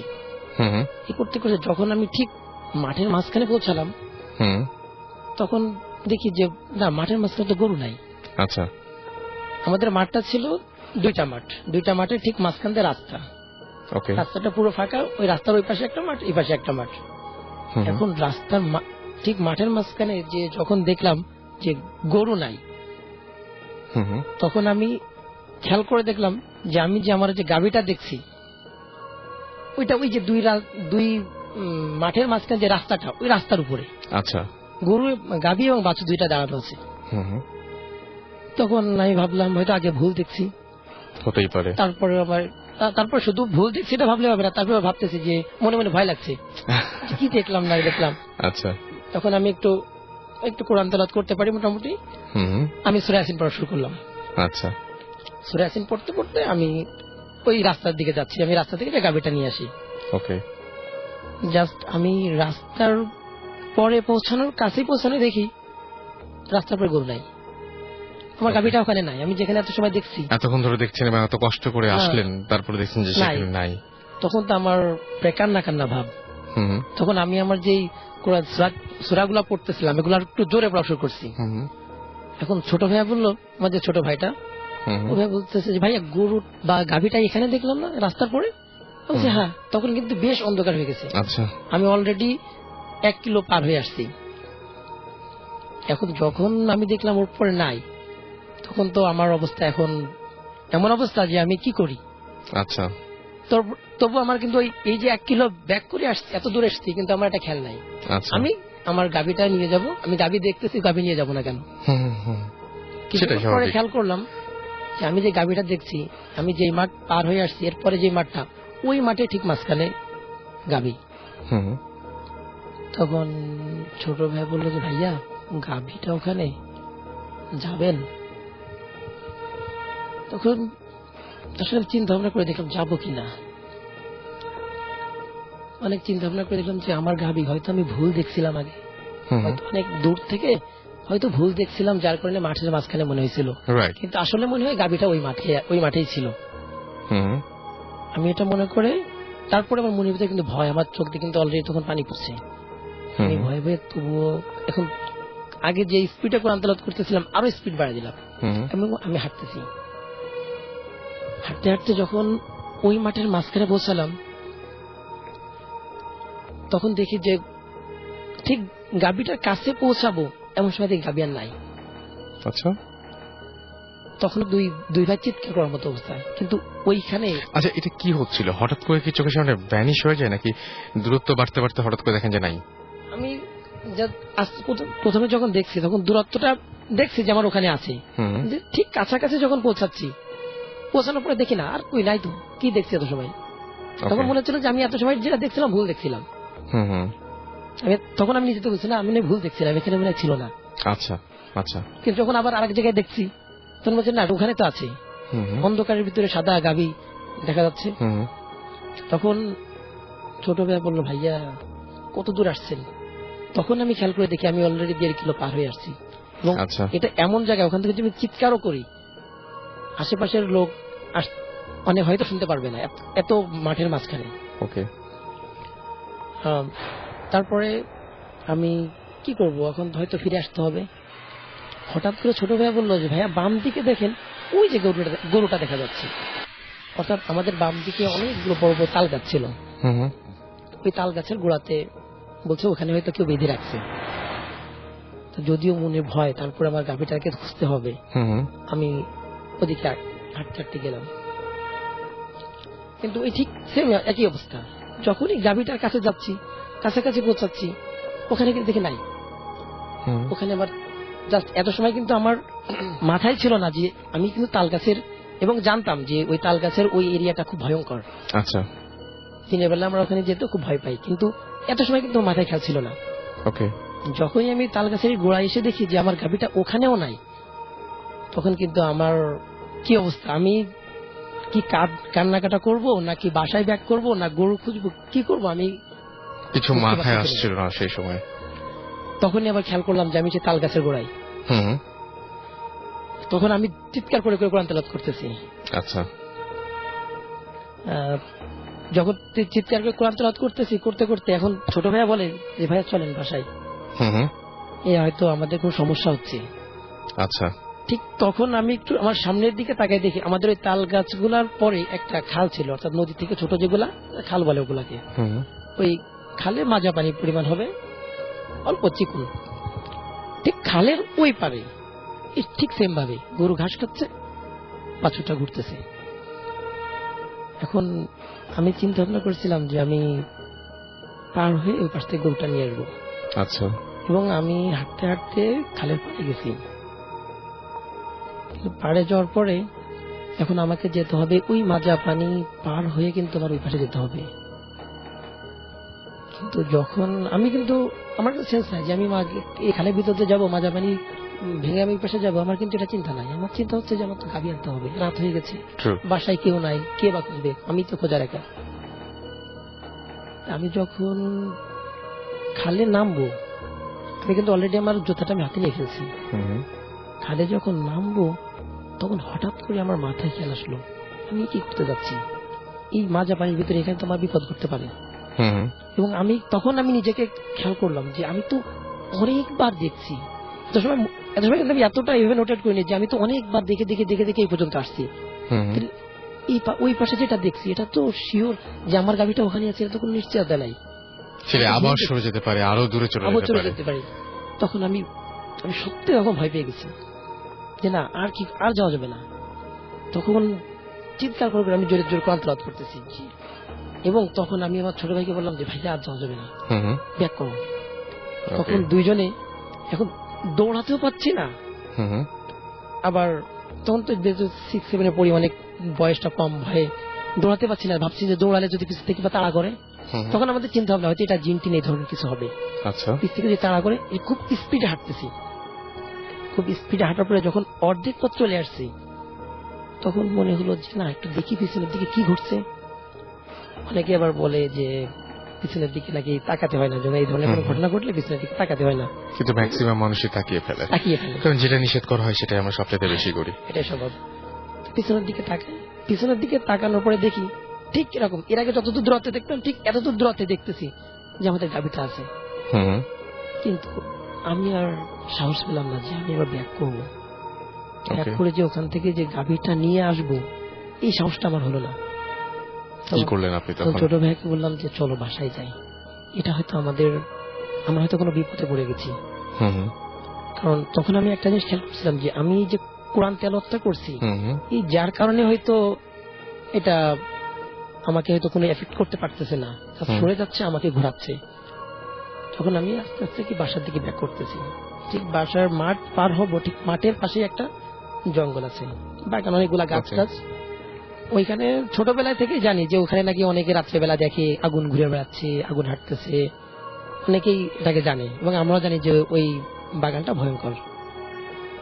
কিন্তু আমি যখন আসতেছি বাগানের পাশ দিয়ে, আমার তো এখন ওই বাগানের চিন্তা নেই, আমার চিন্তা হচ্ছে আমি ওই যে গরুর গাভীর পিছিয়ে ঘুরছি, এখন আমাকে তাড়াতাড়ি বাসায় ব্যাক করতে হবে, আমি ভয়ঙ্কর কিছু দেখে ফেলছি। তখন ওই বাগানের কাছে আসলেই দেখি বাগানের ভিতরে আমার গাভী আর বাছুর। আচ্ছা। কিন্তু আমার মাথায় তো আমার তো মাথায় চিন্তা যে ওইটা ঢুকে গেছে যে না, আমার গাভী তো নাই, আমি তো ভুল দেখছি এত সময়, তাহলে এখনো যেটা দেখছি এটাও ভুল। আমি আর ওই বাগানের ভিতরে যাইনি। আমি তখন খুব নিজের গায়ের যতটুকু সাহস ছিল, সেই সাহসটাকে নিয়ে আমি দ্রুত বাসায় আসি। বাসায় এসে আমার বাসায়, তখন তো বাসায় দেখি কেউ নাই, তখন বাসায় এসে চুপচাপ শুয়ে পড়ি। পরে অবশ্য অনেক রাত্রে ভাইয়া আসছিল, ভাইয়া আসার পরে ভাইয়াকে বললাম, আম্মা আসছিল, আম্মাকে বললাম, আম্মাকে বলে বলে তো আমি তো পুরো কান্নাকাটা করে সারা। পরের দিন যেটা হলো যে ওই যে আমি লাস্টে যখন দেখলাম যে বাগানের কাছে যে গরুটা, লাস্ট যেখানে দেখছিলাম বাগানের ভিতরে, ভয়ঙ্কর যে বাগানটার ভিতরে, ওইখানেই ছিল গরুটা। এবং ওখান থেকে পরের দিন সকালে ওই গাছের সাথে জড়ানো ছিল, ওখান থেকে পরের দিন সকালে গাভীটা আনা হয়েছে। এই হচ্ছে ঘটনা। আমি বলেন, এই ঘটনাটা যখন আমি গতকাল আমার এক বন্ধুর সাথে শেয়ার করতেছিলাম, আমাদের পাশেরই আমার সাথে একসাথে থাকে, ওর সাথে শেয়ার করা অবস্থায় ও ওই মাঠের কথা, ওই মাঠের একটা ঘটনা বললো, যে সে শুনে আমাকে মনে হলো যে এটা লিসনারদের একটু এটা মনে হয় বলা যেতে পারে, ওই মাঠেরই। আচ্ছা বলেন। সেটা হচ্ছে যে 1 বছর আগে, আজ থেকে 15-20 বছর আগে থেকে প্রায় এটা মনে হয় 3-4 বছর ধরে অফ আছে। তার আগের বছরগুলাতে প্রতি রমজানের সময় ওই বিলে কে যেন খুব গভীর রাতে বাঁচাও বাঁচাও বলে চিৎকার করতো। ঠিক যে বিলটাই আপনি গেছিলেন? হ্যাঁ, ঠিক যে বিলটাই গেছিলাম। বাঁচাও বাঁচাও কে চিৎকার করতো, এবং আশেপাশে এত জোরে চিৎকার করতো ঠিক আশেপাশে যতগুলো গ্রাম আছে সবাই শুনতে পেত। আচ্ছা। এবং কে বলতো, কোন সবাই এসে লাইট টাইট মারতো, কোনো মানুষ নাই, জাস্ট কয়েক মিনিট ধরে বাঁচাও বাঁচাও করে চিৎকার। পরে আমি অবশ্য ঘটনাটা কারণটা জানতে পারি।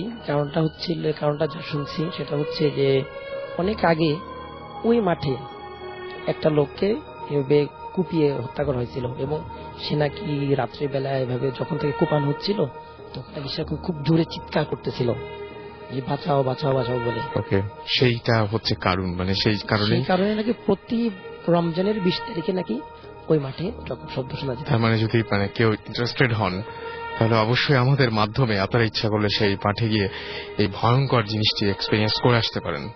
ওকে, সো আমার কাছে একটা মেইল আছে। ইমেলটা এসছে ইন্ডিয়া থেকে এবং তিনি লিখেছেন যে, হাই রাসেল, আমি ইন্ডিয়ার মালদা জেলা থেকে বলছি এবং আপনাদের এসএমএস করছি। সাকিব, সুমন, জিবরান সবাইকে প্রীতি ও শুভেচ্ছা, ধন্যবাদ জানাচ্ছি। এবং তিনি যেটা বলছেন যে রেডিও ফুর্তি ভূত এফএম খুব ভালো লাগছে।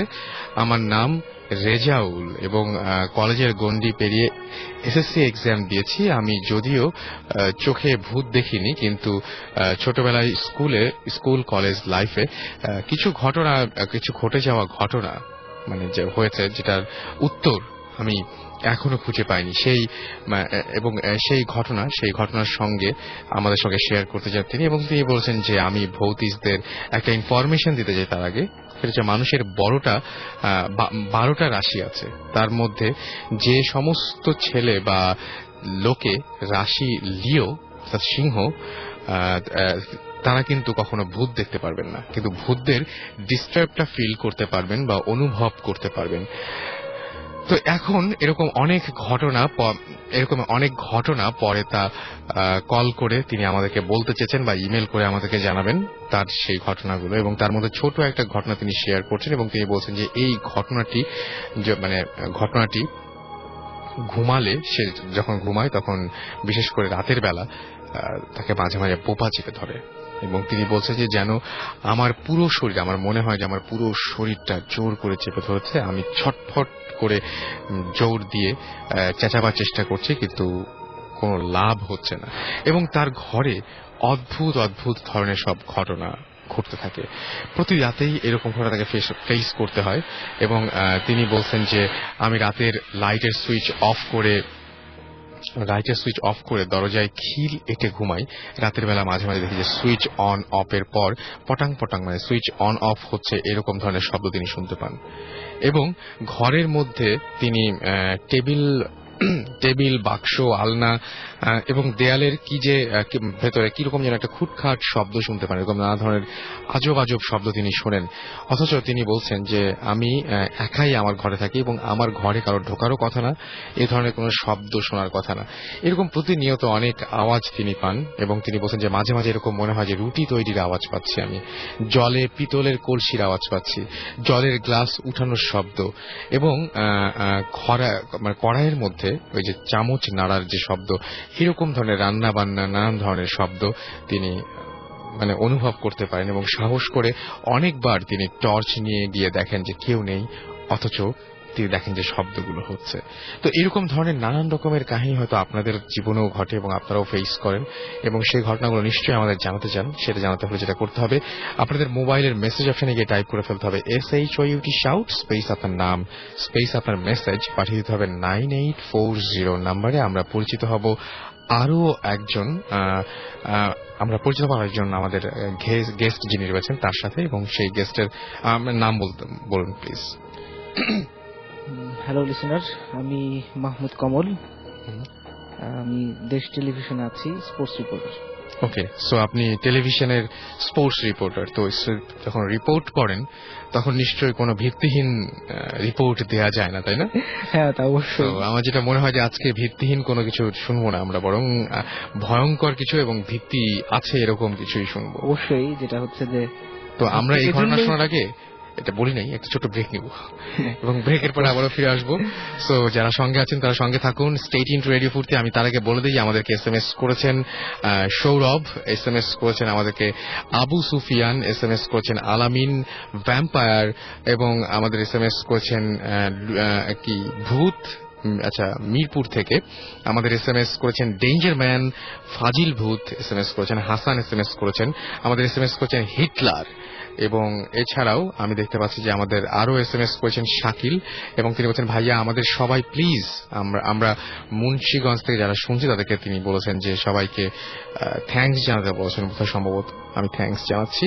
এছাড়াও অলি আমাদের SMS করে বলছেন যে ভাই আজকে প্রথম ভূত FM শুনছি, ওয়েলকাম টু ভূত FM, এবং এটা একটা খুব চমৎকার একটা প্যারানর্মাল ওয়ার্ল্ডের মধ্যে থাকা ভূত FM মানেই।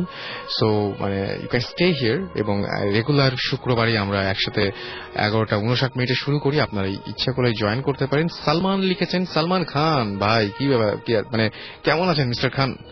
আমি আপনাদের নিউ ফ্রেন্ড, প্লিজ জোরে একটা ওয়েলকাম জানান, ওয়েলকাম টু ভূত FM। এবং সালমান খান দেখি বাংলাও জানে। রাফিদ লিখেছেন ভাইয়া টয়লেটে যেতে ভয় লাগছে, ভয় লাগলেও যান, যত বেশি ভয় লাগুক যান, নাহলে সারা রাত ভয় পাবেন। আর এছাড়া আমাদের আরো অনেকে SMS করেছেন এবং অনেকের SMS নিশ্চয়ই ওয়েট করছে। সো তাদের SMS এর জন্য বলবো যে SMS পাঠানোর সহজ একটা নিয়ম আছে, সেই নিয়মটা আগেও বলেছি, যারা এই মুহূর্তে জয়েন করেন তাদেরকে বলবো ভূত FM SMS করার নিয়মটি হচ্ছে মোবাইলের মেসেজ অপশনে গিয়ে টাইপ করে ফেলতে হবে SHOUT শাউট স্পেস আপনার নাম স্পেস আপনার মেসেজ পাঠিয়ে দেবে 9840 নাম্বার। যারা ইমেল করতে চান তারা ইমেল করতে পারেন। ইমেল করার নিয়মটি হচ্ছে ভূত FM BHOOTFM @radiofurti.fm। অবশ্যই আপনার নাম, ঠিকানা এবং ফোন নাম্বার দিবেন। ফোন নাম্বারটা কোনোভাবেই, মানে এটা একদম বিশেষ দ্রষ্টব্য, ফোন নাম্বারটা কোনোভাবেই ভূতুরে হওয়া চলবে না, যেটাতে আপনাকে পাওয়া যাবে সেরকম একটা ফোন নাম্বার দিবেন। এবং অবশ্যই উল্লেখ করলে আরো বেশি ভালো হয় যে স্টুডিওতে এসে আমাদের সাথে ঘটনা শেয়ার করতে পারবেন কিনা। স্টে টিউন, ফিরে আসছি একটু পরেই। Hi, আমি Babasha Siddiq. Airtel and Radio Furti First Youngster of the Month. All music are produced by Studio 58. জলকণা উড়ে যায় পথ ভুলে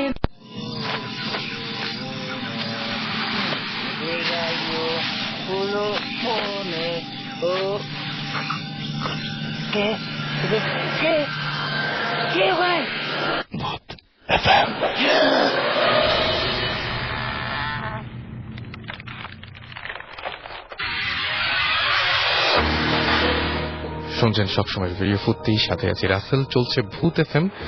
এখন অনেক রাত এবং আমরা কয়েকদিন ধরে খুব একটা দারুণ একটা ওয়েদার কাটাচ্ছি, মাঝে মাঝে গরম মাঝে মাঝে ঠান্ডা। আর আজকের রাতটা বেশ, আমি যখন আসছিলাম তখন বেশ গরমই ছিল, জানি না এখন কি অবস্থা। তবে বাইরের দিকে তাকিয়ে দেখতে পাচ্ছি যেটা মনে হচ্ছে যে হ্যাঁ আজকে ভূত FM শোনার জন্য পারফেক্ট একটা দিন। আমি যখন রাস্তা দিয়ে আসছিলাম ইনফ্যাক্ট আজকে, সে সময় মাঝে মাঝে দেখছিলাম যে হঠাৎ করেই বৃষ্টি হচ্ছিল, খুবই অল্প কিন্তু সামান্য বৃষ্টি হচ্ছিল। আমি জানি না সেই বৃষ্টি বেড়েছে কিনা, কিন্তু আমি জানি যে আপনারা সবাই ভূত FM আজকে এনজয় করছেন এবং আমি জানি যে আপনাদের অসংখ্য SMS এসেছে আমাদের কাছে এবং আপনারাও জেনে রাখুন সেই SMS গুলো ধীরে ধীরে ধীরে আমরা পড়ব। আপন লিখেছেন ভাইয়া আজকে ভূত FM শুনতে একটু বেশি ভালো লাগছে। Okay fine. জুই লিখেছেন যে ড্যামরা থেকে যে ভাই আমি ফার্স্ট ভূত FM শুনছি, খুব মজা পাচ্ছি। আপনি তো ভাই অনেক সাহসী, ভয়ঙ্কর জিনিসের মধ্যেও মজা খুঁজে পান, থ্যাংক ইউ। আচ্ছা ভূতের নাপিত লিখেছেন যে keep going Bhoot FM, thank you so much. এবং যাই হোক, আমরা যদি এরকম ভূত FM এ যদি আমরা এরকম ভূতদের মধ্যেও নানা প্রফেশনাল লোকজন পেয়ে যাই তাহলে দেখবো যে আমাদের জন্য অনেক সুবিধা, তাই না? মানে ভূতদের আর মানুষের ঘাড়ে চড়তে হবে না আর কি, দেখা যাবে যে নিজেরাই কিছু একটা করে খাচ্ছে। বাংলা ভূত লিখেছেন যে লালবাগ থেকে তিনি লিখেছেন এবং তিনি বলছেন যে আমার SMS-টা পড়বেন না। ডেফিনেটলি, যে পড়ে ফেললাম আপনার SMS। হোসেন লিখেছেন রাজশাহী থেকে, ভাইয়া সবার নাম বলা হলো, আমার নামটা বলা হলো না। হোসেন হোসেন হোসেন, আমার মনে হচ্ছে হোসেন অনেক খুশি হয়েছেন। আচ্ছা আমি গল্প বলতে চাই, শুভ লিখেছেন, শুভ কুমার মজুমদার, এবং তিনি new government degree college Rajshahi থেকে SMS করেছেন আমাদেরকে। সো ভাইয়া আপনাকে যেটা করতে হবে সেটা যে আমাদের একটা আপনি যদি গল্পটা যেহেতু আপনি ঘটনা শেয়ার করতে যাচ্ছেন, সুতরাং আপনাকে SMS করতে এত বড় ঘটনা আপনি বলতে পারবেন না।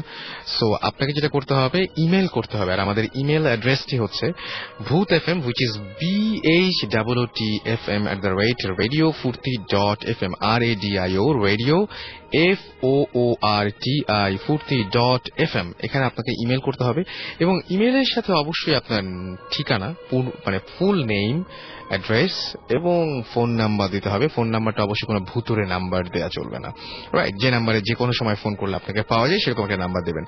আর যারা SMS করে জানাতে চান আপনার এক্সপেরিয়েন্সের কথা আমাদেরকে, তাদেরকে বলবো যে লিখে ফেলুন SHOUT শাউট স্পেস আপনার নাম স্পেস আপনার মেসেজ, পাঠিয়ে দিন 9840 নাম্বারে। আমাদের আরো একটা ইমেল ছিল, সেই ইমেলটি আমাদেরকে পাঠিয়েছিলেন আরো একজন, তার নাম হচ্ছে, আমি তার নামটা বলছি, তার নাম হচ্ছে জয়। তিনি সিলেট থেকে ইমেলটি পাঠিয়েছেন। তবে তার আগে আমরা আবারও ফিরে যাব আমাদের গেস্টের কাছে, যাকে আমরা তখন থামিয়ে দিয়েছিলাম। কমল, প্লিজ। Thank you. তো আমার ঘটনাটা যেটা, সেটা হচ্ছে যে প্রথমটাই বলি, যে আমি 2005-এ নওগাঁ গিয়েছিলাম। আমার সাথে আরো 4-5 জন ফ্রেন্ড মিলে গিয়েছিলাম নওগাঁতে। তো সেখানে মানে এমনিতেই একটু অন্য কিছু এক্সপিরিয়েন্স করার জন্য গিয়েছিলাম ওখানে। তো যেটা হয় যে আমরা শহর থেকে অনেকটাই গ্রামে চলে যাই, যেটা হচ্ছে যে ওই গ্রামে বলতে গেলে একদম বিদ্যুৎ ছিল না। এমনও লোক খুঁজে পাওয়া গিয়েছে সেখানে যে কখনো তারা টেলিভিশন দেখেনি। হ্যাঁ, অনেক ভেতরের দিকে। তো ওখানে মাটির দোতলা ঘরও ছিল, যেটা আমাদের খুব মজা দিয়েছে আর কি ওটা। তো যেটা হয় যে অনেক ভিতরে চলে যায়, তো অনেকটাই দেখা যায় ওরা কৃষি কাজ করে, যেটা হয় যে রাত 7টা কি 8টার দিকে হচ্ছে এটা অনেক রাত হয়ে যায়। হ্যাঁ, তো যেটা হয় যে আমাদের কাছেও কেন জানি মনে হচ্ছিল সেটা অনেক রাত। তো আমরা তো তখন সিদ্ধান্ত নিলাম যে হচ্ছে আমরা ওদিকে যাব না। তো একটু ইয়ে করেই আমরা পরবর্তী চিন্তা করলাম হচ্ছে তাহলে থাকবো কোথায়। তো শেষে একজন বলছিল যে চল মসজিদে থাকি। ঠিক আছে, তো ঠিক আছে, তাহলে তো আগে হুজুরকে ম্যানেজ করতে হবে। তো তখন আমরা একটা হুজুরের সাথে কথা বলি যে আমরা এরকম আসছি, আমরা জাস্ট একটা রাত স্টে করবো আমরা মসজিদে। তো সে প্রথমে একটু ইয়ে করতেছিল, যে রাজি হচ্ছিল না। তো পরে ওকে ঠিক আছে। তো যেটা হয় যে আগে বলেছি যে বিদ্যুৎ ছিল না, তো মসজিদটা এমনিতেই খুবই সুন্দর ছিল, মোজাইক করা ছিল। তো এক পাশে যে ধানের মৌসুম ছিল, এক পাশে তাদের ধানের স্তূপ করা ছিল, বাড়ি বাড়ি থেকে ধান নিয়ে চলে আসে। তো আমরা অন্য পাশে, আমরা ডান পাশে মানে মিম্বারের ডান পাশে হচ্ছে আমরা 4-5 জন এক সাইডে শুয়ে আছি।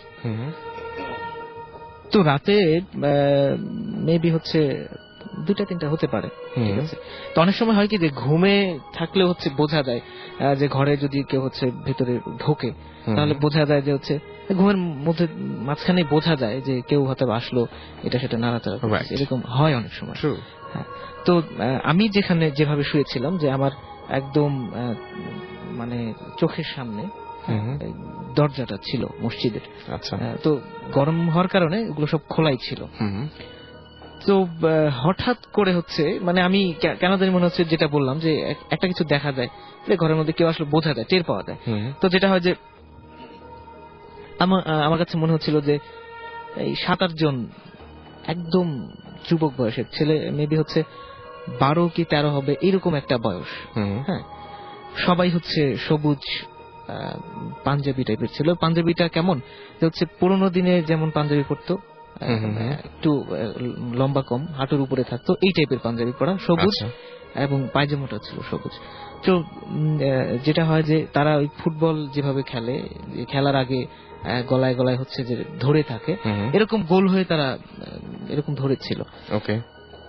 তো আমি এগুলো সব মানে আফসোস দেখছি, আমার কাছে মনে হচ্ছে এটা।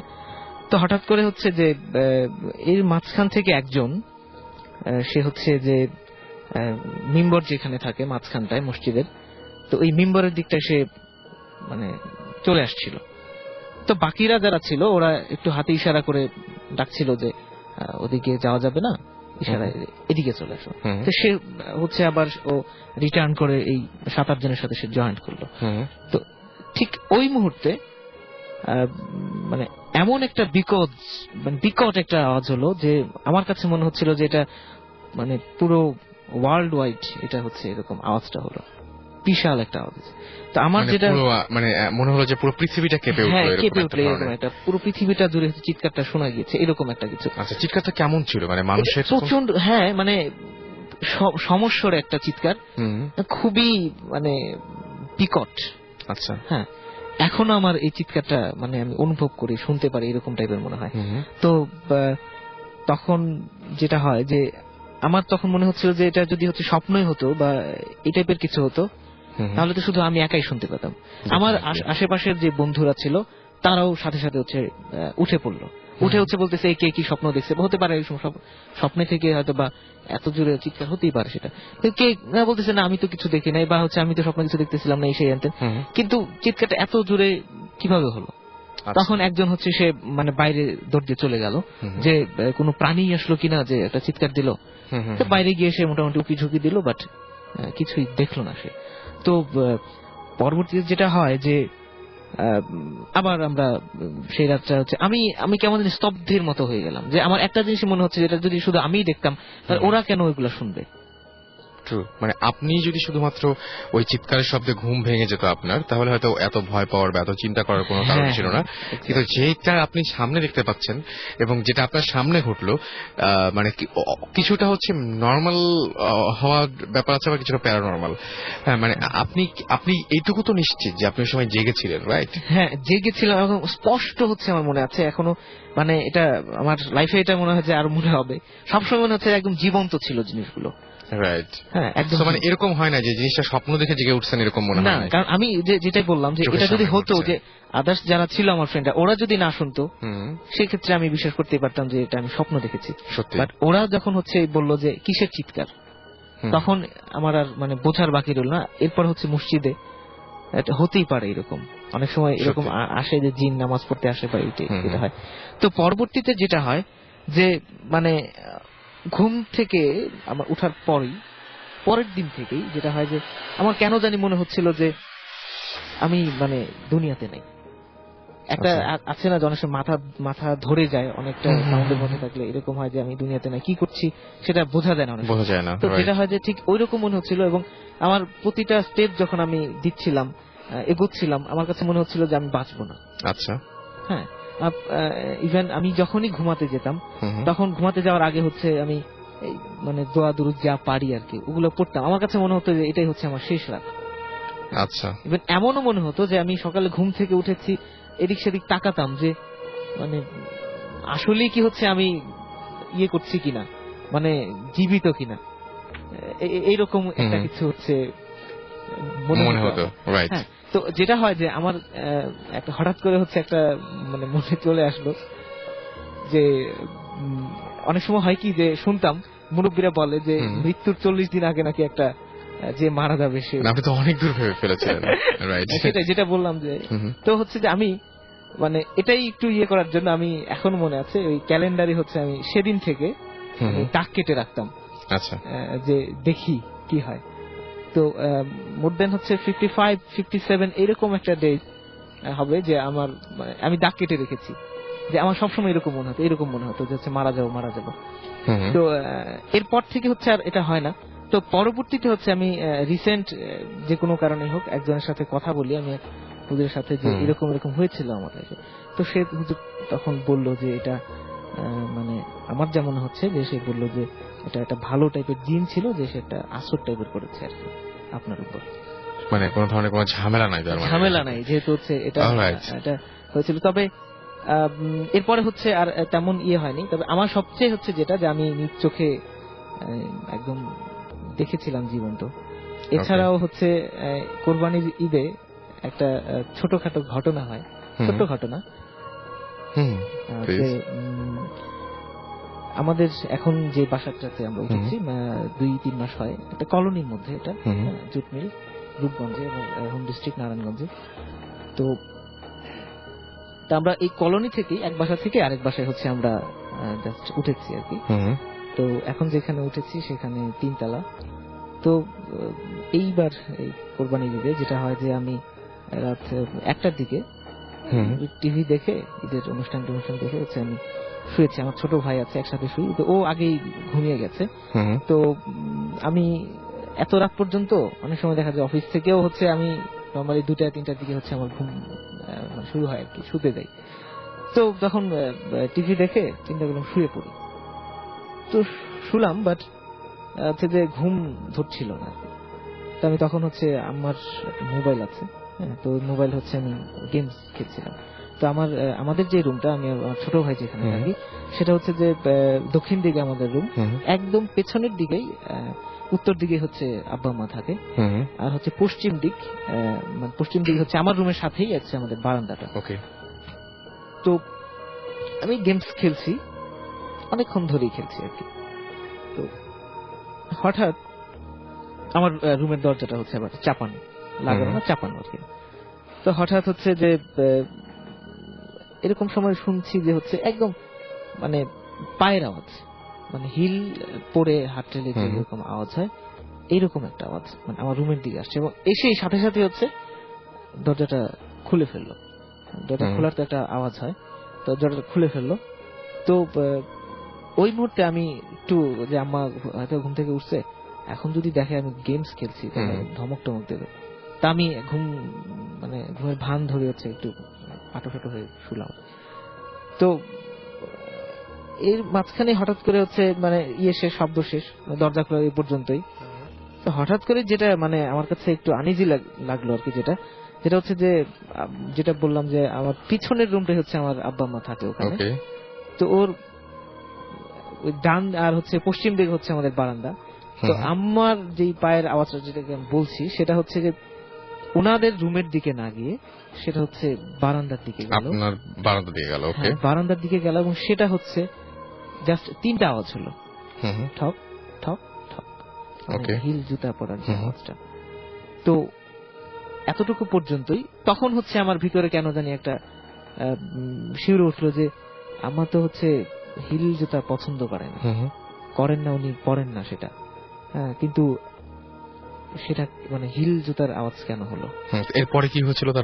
এরপরে হচ্ছে যে যেটা পরবর্তীতে আমি রাতে সকালে ঘুম থেকে উঠে আম্মাকে জিজ্ঞেস করলাম, আম্মা তুমি কি এই টাইপের কিছু, তুমি রাতে ঘুম থেকে উঠেছিল, আমার রুমে গিয়েছিল?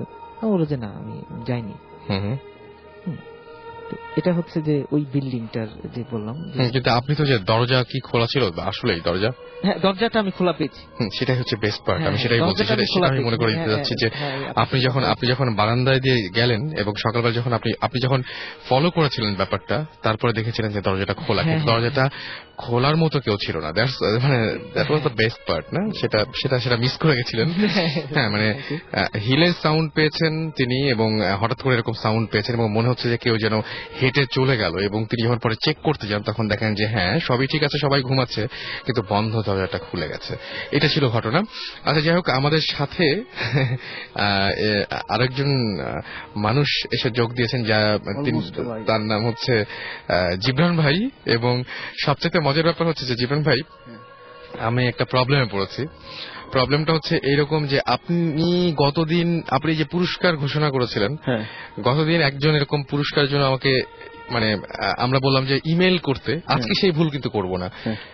অনেকগুলো ইমেল পেয়েছি অনেকজনের নাম থেকে, আমি সেই এবং সেই একই, হ্যাঁ সেই টোকাই ভূত নাম দিয়ে অনেক নামের, আমি টোকাই ভূত নাম দিয়ে আপনাদের SMS করেছিলাম, আমি টোকাই ভূত নাম দিয়ে SMS করেছিলাম, অসংখ্য SMS পেয়েছি এবং ইমেল পেয়েছি, এবং আমি আসলে খেয়ে হারিয়ে ফেলেছি। এবং এবার থেকে এই ভুল হবে না, এবার থেকে এখান থেকে আমরা একদম পুরোপুরি ধরে ফেলবো, যেটা ভালো লাগবে একদম সঙ্গে সঙ্গে, যেটা ভালো হয়েছে সেটা। হ্যাঁ, এবং আমরা এখান থেকেই সেই নাম্বারটা কালেক্ট করে ফেলবো। হ্যাঁ, নাম্বারটা নিয়ে নেব, এবং এখান থেকে আমরা নাম্বারটা কালেক্ট করব, এবং সেই জন্য আপনাদের হেল্প চাইবো।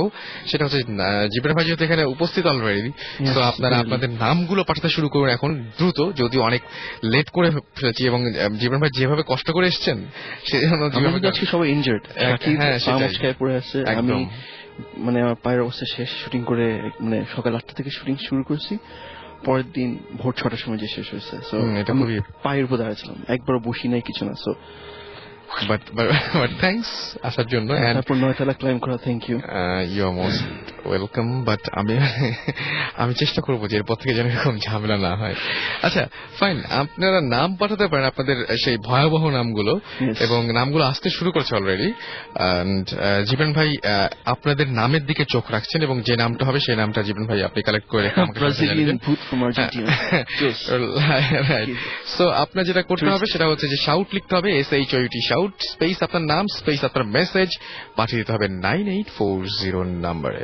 অলরাইট, আমরা চলে যাব আবার আমাদের প্রথম যিনি গেস্ট তার কাছে, এবং আশিক ভাই আমাদের নতুন কিছু শোনাবেন। এবং আমি বলেছিলাম যে অসাধারণ মানে ভাবে তিনি বলতে পারেন, এবং অসাধারণ ঘটনা তার সাথে ঘটে।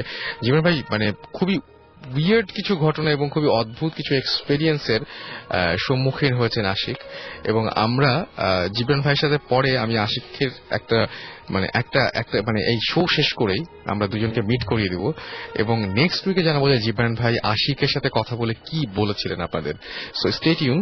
এবং মানে জীবন ভাই একটা ব্যাপার সবসময় আপনারা শুনেন যে সুমন ভাই সবসময় বলে যে জীবন ভাই মানে ফিল করতে পারেন ব্যাপারটা খুব খুব দ্রুত, এবং মানে হয়ে যায় খুব মানে দ্রুত হয়ে যায়, সেটা জীবন ভাইয়ের জন্য অনেক সহজ ব্যাপার। তো আমরা শোর পরে দুজনের একটু কথা বলিয়ে দিব, এবং নেক্সট উইকে ডেফিনেটলি আমরা শেয়ার করবো আপনাদের সাথে যে কি বলেছিলেন। রাইট, আমরা শুনি ঘটনাটা। হ্যাঁ, হ্যালো, থ্যাংক ইউ আমাকে অপরচুনিটি দেওয়ার জন্য, সেকেন্ড টাইম কথা বলার।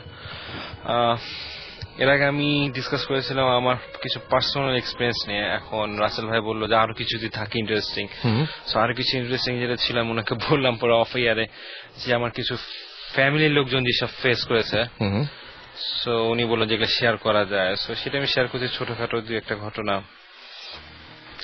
যেমন যখন আমি হচ্ছিলাম like when my mom was pregnant, তখনকার ঘটনা সেটা যে অ্যাকচুয়ালি আমি সেটা বলেছিলাম কিনা আমার খেয়াল নাই, যে like we are the converted Muslims, like আপনি বলেন না? হ্যাঁ, বলিনি। তাহলে সেটা আমাদের 3-4 পুরুষ আগে তারা ছিল হিন্দু, দেন সেখান থেকে কনভার্ট হয়ে মুসলিম হয়েছে। সো দেখা যাচ্ছে যে আমাদের যে গ্রামের যে পুরনো বাড়িটা, সেখানে যে আমাদের যে কালী মন্দির ছিল বা শ্মশান ছিল সেটা এখন এক্সিস্ট। সো আমরা ওটা ভাঙিনি, বা দেখা যায় যে কালী বাড়িটা বা শ্মশানটা গ্রামে হিন্দুরা ইউজ করে যাচ্ছে। ওকে। সো যখন আমি হয়েছিলাম লাইক সেটা 86 এর ঘটনা, তখন আম্মা দেশে বাড়িতে গেছে, তখন আমি হইনি আর কি। তো যাওয়ার সময় তখন তো অনেক পুরনো, ওই টাইমে তো মানে ট্রান্সপোর্ট এত ভালো ছিল না। সো দেখা যাচ্ছে যে গঞ্জ থেকে নেমে হেঁটে হেঁটে আমাদের বাসা থেকে যেতে হতো, এবং হেঁটে যেতে হলে সেই শ্মশানের পাশ দিয়ে হেঁটে যেতে হতো। আচ্ছা। তো সেটা ছিল সন্ধ্যার টাইমে, এবং আম্মার কথা অনুযায়ী উনি তো পরে গল্প করেছেন যে উনি যখন শ্মশানের পাশ দিয়ে হেঁটে যখন বাসার উপরে উঠলেন, তখন উনি ফিট খেয়ে গেছিলেন, বিকজ প্রচন্ড শব্দ, এরোপ্লেনের শব্দ ওনার কানের মধ্যে। এবং উনি এরকম আনকনসিয়াস মাইন্ডে ছিলেন যতক্ষণ মানে যতদিন পর্যন্ত আমি না ছিলাম, এবং ওই টাইমে উনি কাউকে চিনতেন না। আচ্ছা। মানে একটু ফিউরিয়াস ছিলেন, বা যেটাই বলি না কেন আমরা ছিলেন, বাট আমি হওয়ার পর থেকে উনি নর্মাল হয়ে গেছিলেন। ওকে, এটা একটা ঘটনা। তারপরে ঘটনা যেমন, তারপর তো আমি তো হয়েছিলাম বরিশালে, আমাদের বাসা ছিল তখন বরিশালে। সো বরিশালে যে বাসাটা ছিল সেটা একতলা বাসা ছিল, সামনে একটু জায়গা নিয়ে, আর রান্নাঘরটা ছিল আলাদা জায়গায়, মানে মেইন বাসা থেকে রান্নাঘরটা আলাদা জায়গায়। সো যেটা ঘটনাটা হয়েছিল সেটা এক দুপুর বেলায় আম্মা আমাকে নিয়ে হয়তো ঘুমিয়েছিল, হঠাৎ একটা শব্দ রান্নাঘরের দিক থেকে, বিশাল শব্দ। তা আম্মা যখন রান্নাঘরের দিকে ছুটে গেলেন, যে দেখা যায় রান্নাঘরের ফ্লোর থেকে লাইক 3 ফুট আর 4 ফুট অ্যাবভ একটা আগুনের গোলা লাইক নীল কালারের, সেটা ভাসছে। এবং ঘটনাটা দেখে নট অনলি আম্মা ঘটনাটা দেখেছে, ঘটনা দেখার পরে দেখা গেছে যে ওই পাড়া বা মহল্লে যত লোক ছিল, লাইক অলমোস্ট বাজার পুরো বরিশালের, কারণ ওটা ছিল সাগরদী বাজার, অলমোস্ট দেখা যায় সাগরদী বাজার সবাই দেখেছে ঘটনাটা। এবং আগুনটা ছিল এক্সিস্ট করেছে সন্ধ্যা পর্যন্ত। পরে এটা এগেইনস্টে আমার আব্বা বিভিন্নভাবে এক্সপ্লেনেশন দেয়, যেমন উনি আপনি বলছিলেন যে একদমই বিশ্বাস করেন না, উনি একদমই বিশ্বাস করেন এসব। যেন আব্বার এক্সপ্লেনেশন যেটা ছিল, আমাদের বাসা ছিল 71-এ কনসেন্ট্রেশন ক্যাম্প ছিল, কারণ আমার আব্বা তখন কাজ করতো আপনার পিডব্লিউডি তে। সো হয়তো পাক আর্মিরা মানুষকে মেরে হয়তো রান্না করে এখানে পুঁতে রেখেছিল, সেটা এগেইনস্টে কোনো মিথেন গ্যাস আসছে, হতে পারে, ইট ক্যান বি, মেবি। আমি বলেছিলাম যে ন্যাচারাল বা এটা লজিক্যালি বিচার করার দায়িত্ব আপনাদের, দর্শকদের। আর সময় তো আছে, তাই আর একটা লম্বা একটা গল্প বলা যায়, এটা ইন্টারেস্টিং একটা গল্প, বাট লম্বা। আমরা কি লম্বা কোনো ঘটনা যাবো, তাহলে একটা ব্রেক নেই, না ছোট্ট একটা ব্রেক নেই, তারপর আবার ফিরে আসছি। সো স্টে টিউনড রেডিও ফুর্তি। আর যারা SMS করতে চান তারা লিখে ফেলুন SHOUT শাউট স্পেস আপনার নাম স্পেস আপনার মেসেজ পাঠিয়ে দিন 9840 নাম্বারে। ছোট্ট একটা গানের পরে ফিরে আসছি এক্ষুনি।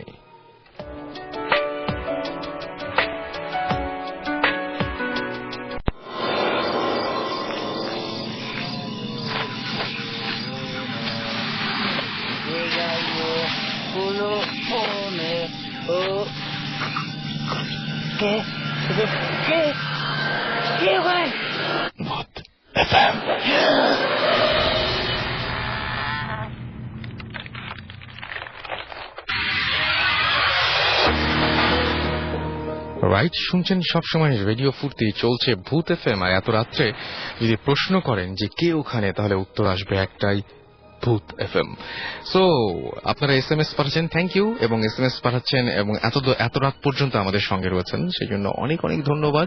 আরো একবার জানিয়ে দিচ্ছি SMS করার নিয়মটি, আর সেটি হচ্ছে মোবাইলের মেসেজ অপশনে গিয়ে টাইপ করে ফেলতে হবে SHOUT শাউট স্পেস আপনার নাম স্পেস আপনার মেসেজ পাঠিয়ে হবে 9840 নাম্বারের। এইভাবে SMS করে যারা সফল হয়েছেন তারা হচ্ছেন বান্দরভূত, তারা হচ্ছেন জিন প্রেসিডেন্ট, ওকে, আমাদেরকে SMS করেছেন কমলাভূত, আমাদেরকে SMS করেছেন ওয়ালিদ, আমাদেরকে SMS করেছেন এছাড়াও জলি, উনো মানুষ SMS করেছেন গলাকাটা ভূত, SMS করেছেন ভূত স্টার, ইটার্নাল ভূত SMS করেছেন জাবির, এছাড়াও শাকচুন্নি SMS করেছেন আমাদেরকে, বাঙালি জিনের প্রেতাত্মা SMS করেছেন, তারপরে আমাদের SMS করেছেন ঘর জামাই ভূত। বাবা, এটা তো মানে বিরাট একটা ব্যাপার, ঘর জামাই ভূত, মানে এই ভূতের কোনো বিনাশ নাই আর কি, এই ভূত সারা জীবন থাকবে এবং এই ভূতে কোনো তাবিজ কবজ কোনো কিছুতে কাজ হবে না।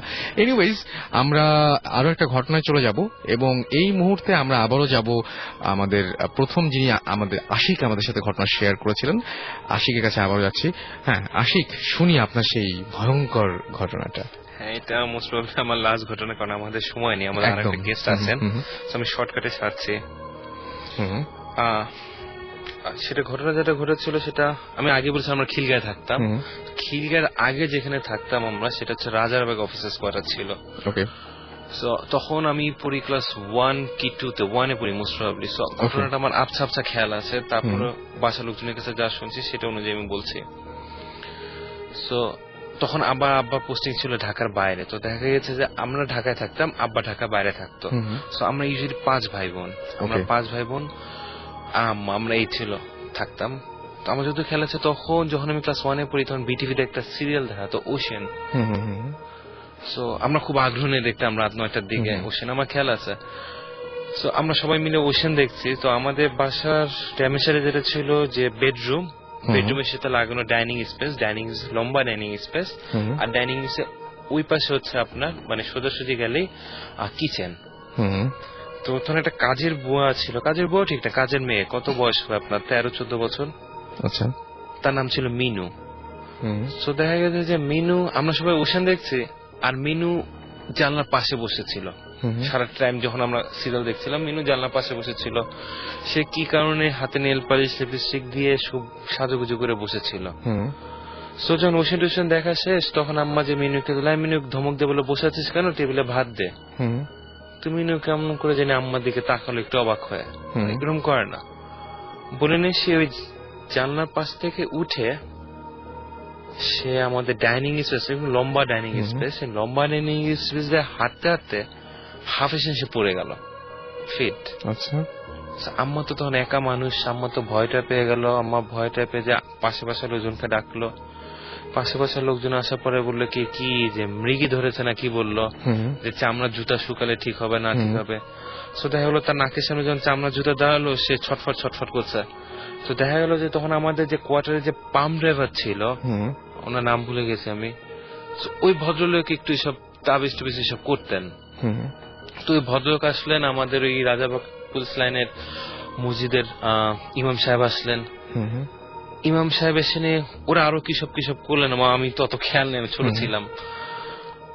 তো করার পরে সবার গল্প শোনার পর যেটা আমি শুনেছি যে মিনুর মুখ দিয়ে মানে একটা পুরুষ মানুষের ভয়েস বের আসছে।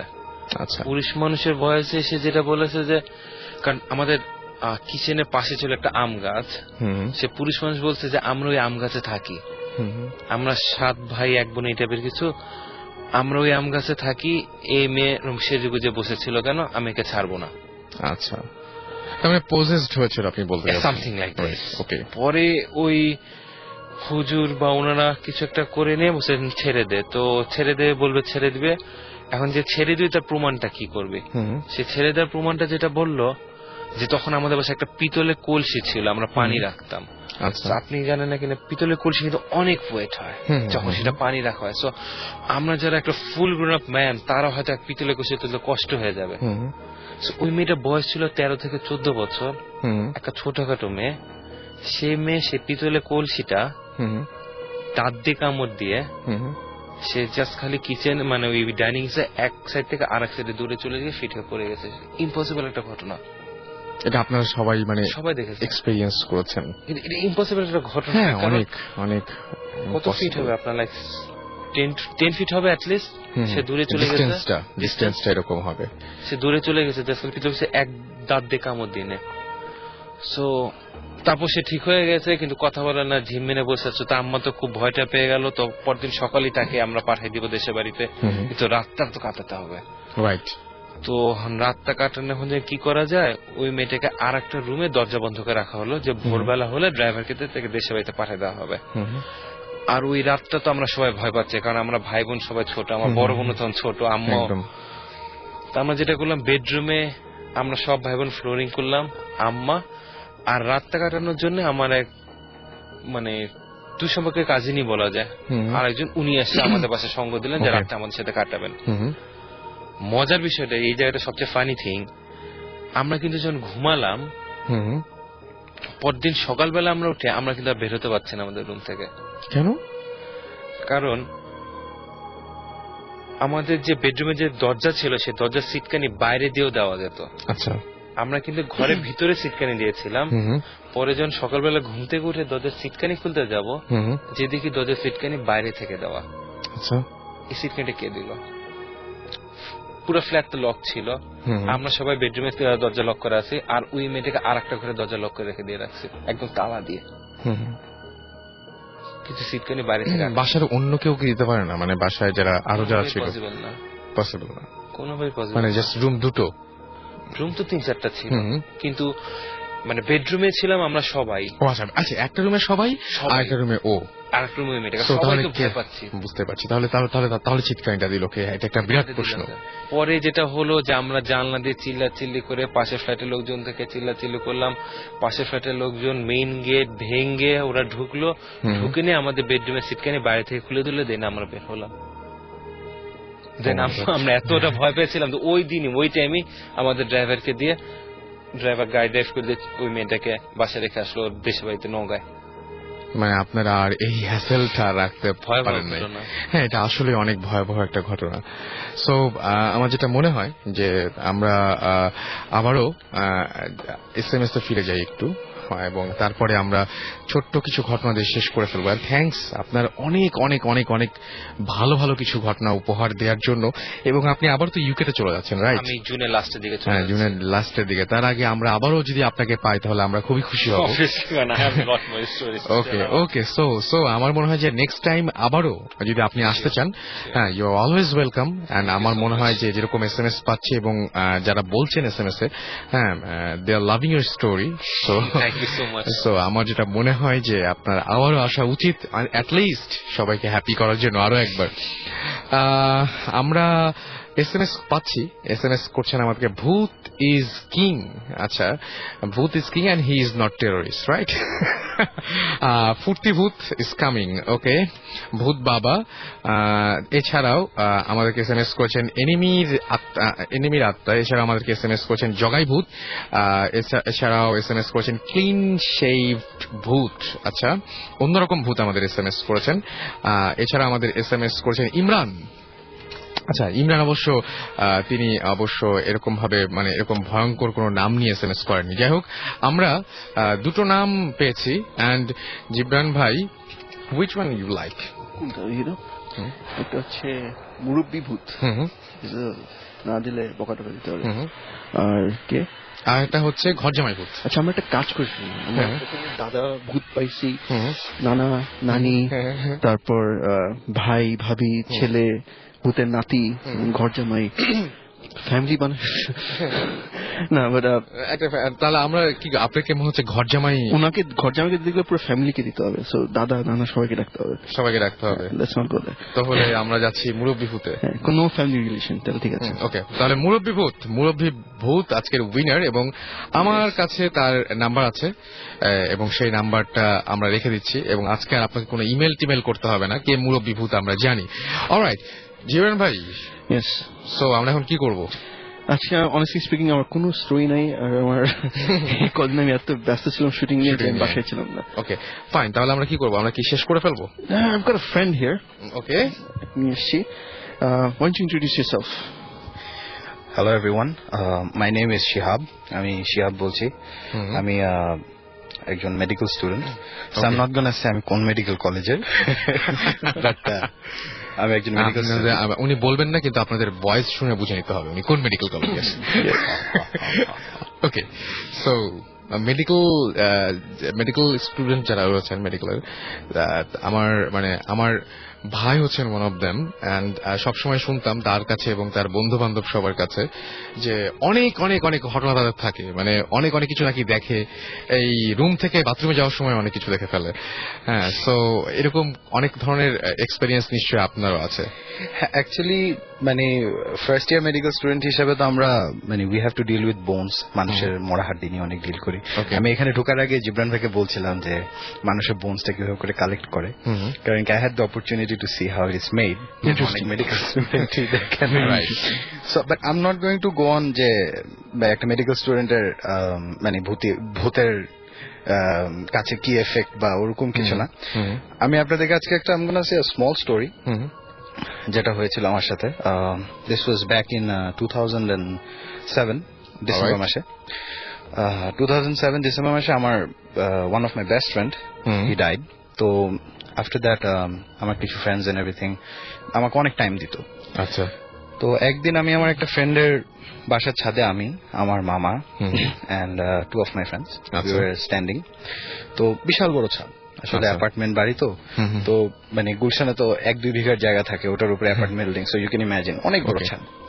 সো আমরা 8 তলার উপরে ছিলাম। I was talking on the phone with a friend. আমার মামা আর আমার দুটো ফ্রেন্ড মিলে সামনে আলাপ করছিল।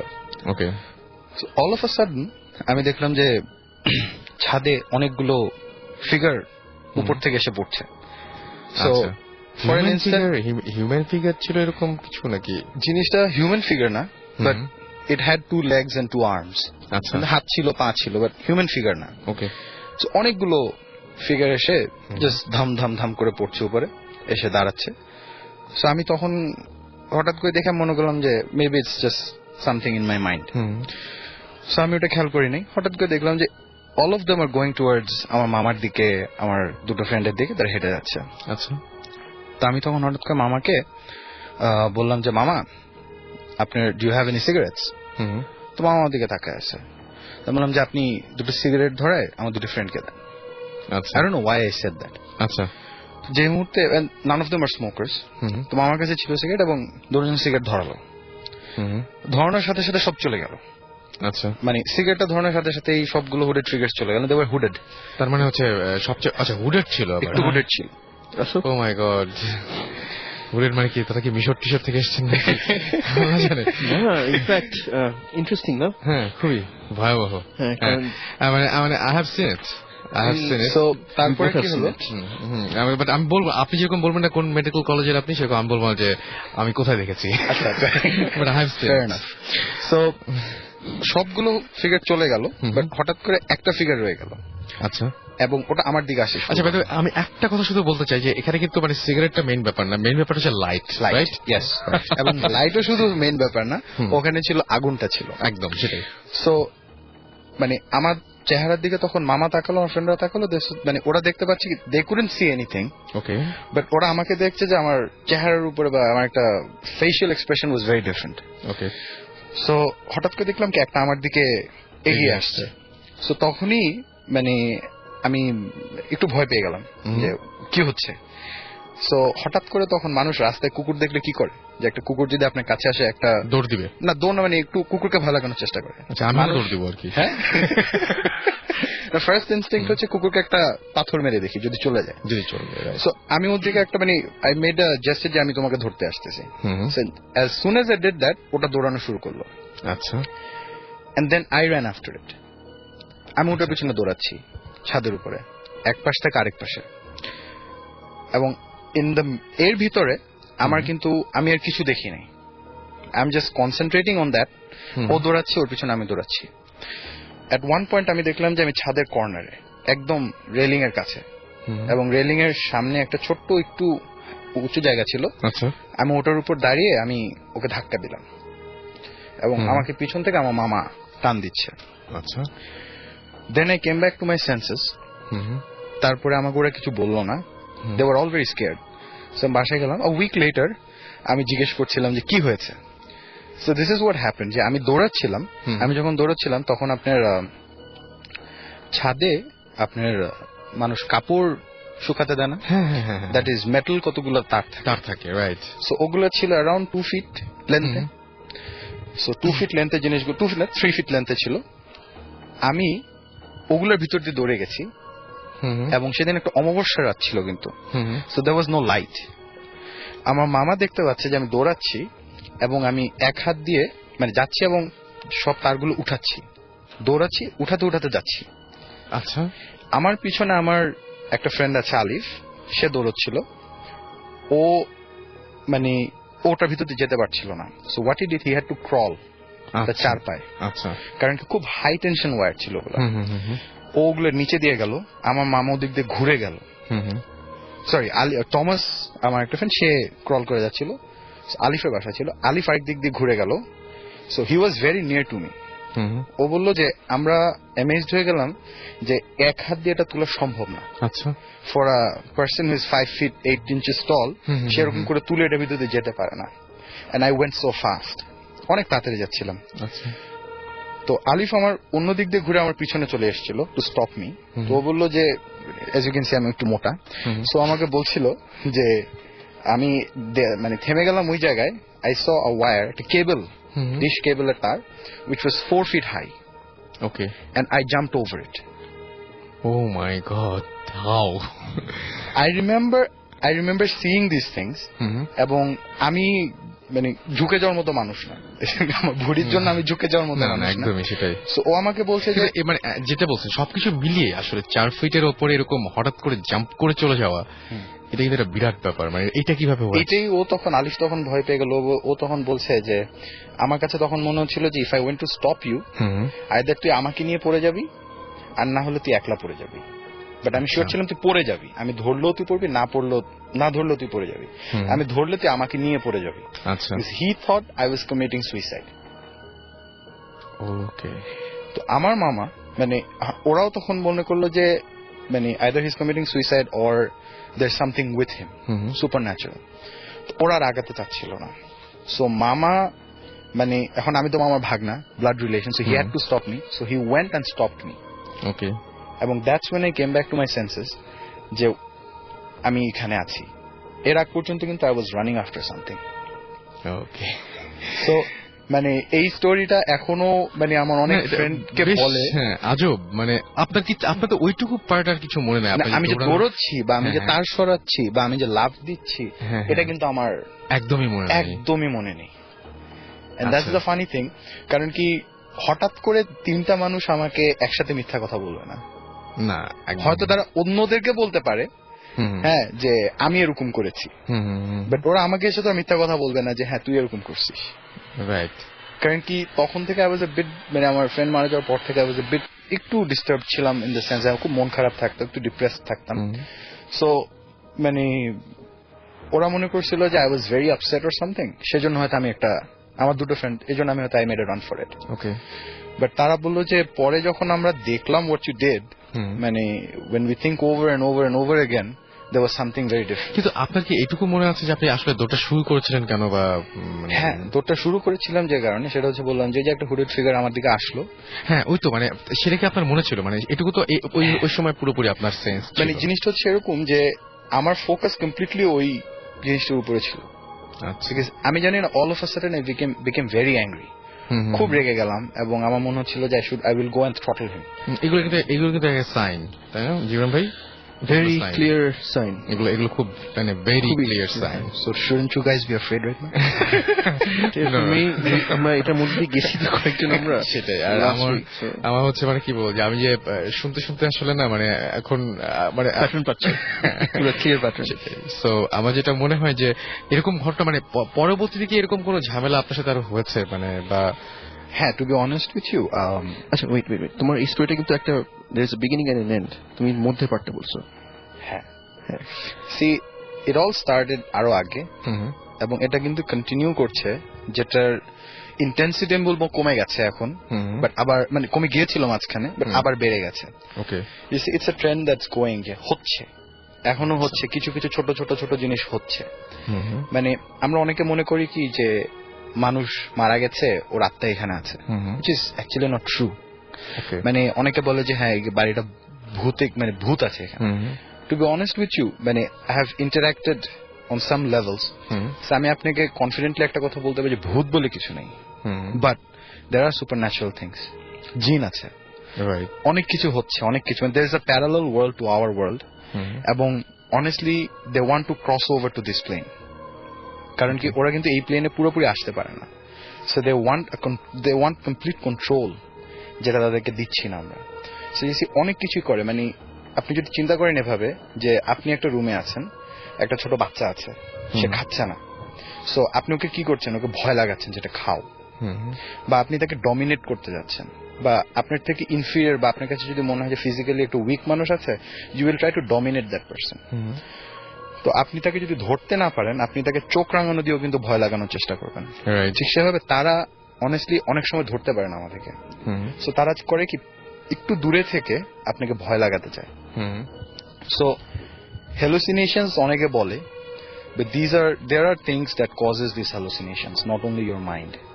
Being a medical student, psychology word করার পরে, মেডিসিন সবকিছু দেখার পরে আমি আপনাকে বলবো there is not only the ব্রেনের থেকে আজকে অনেকের ঘুম হবে না রাতের বেলা, I'm sure.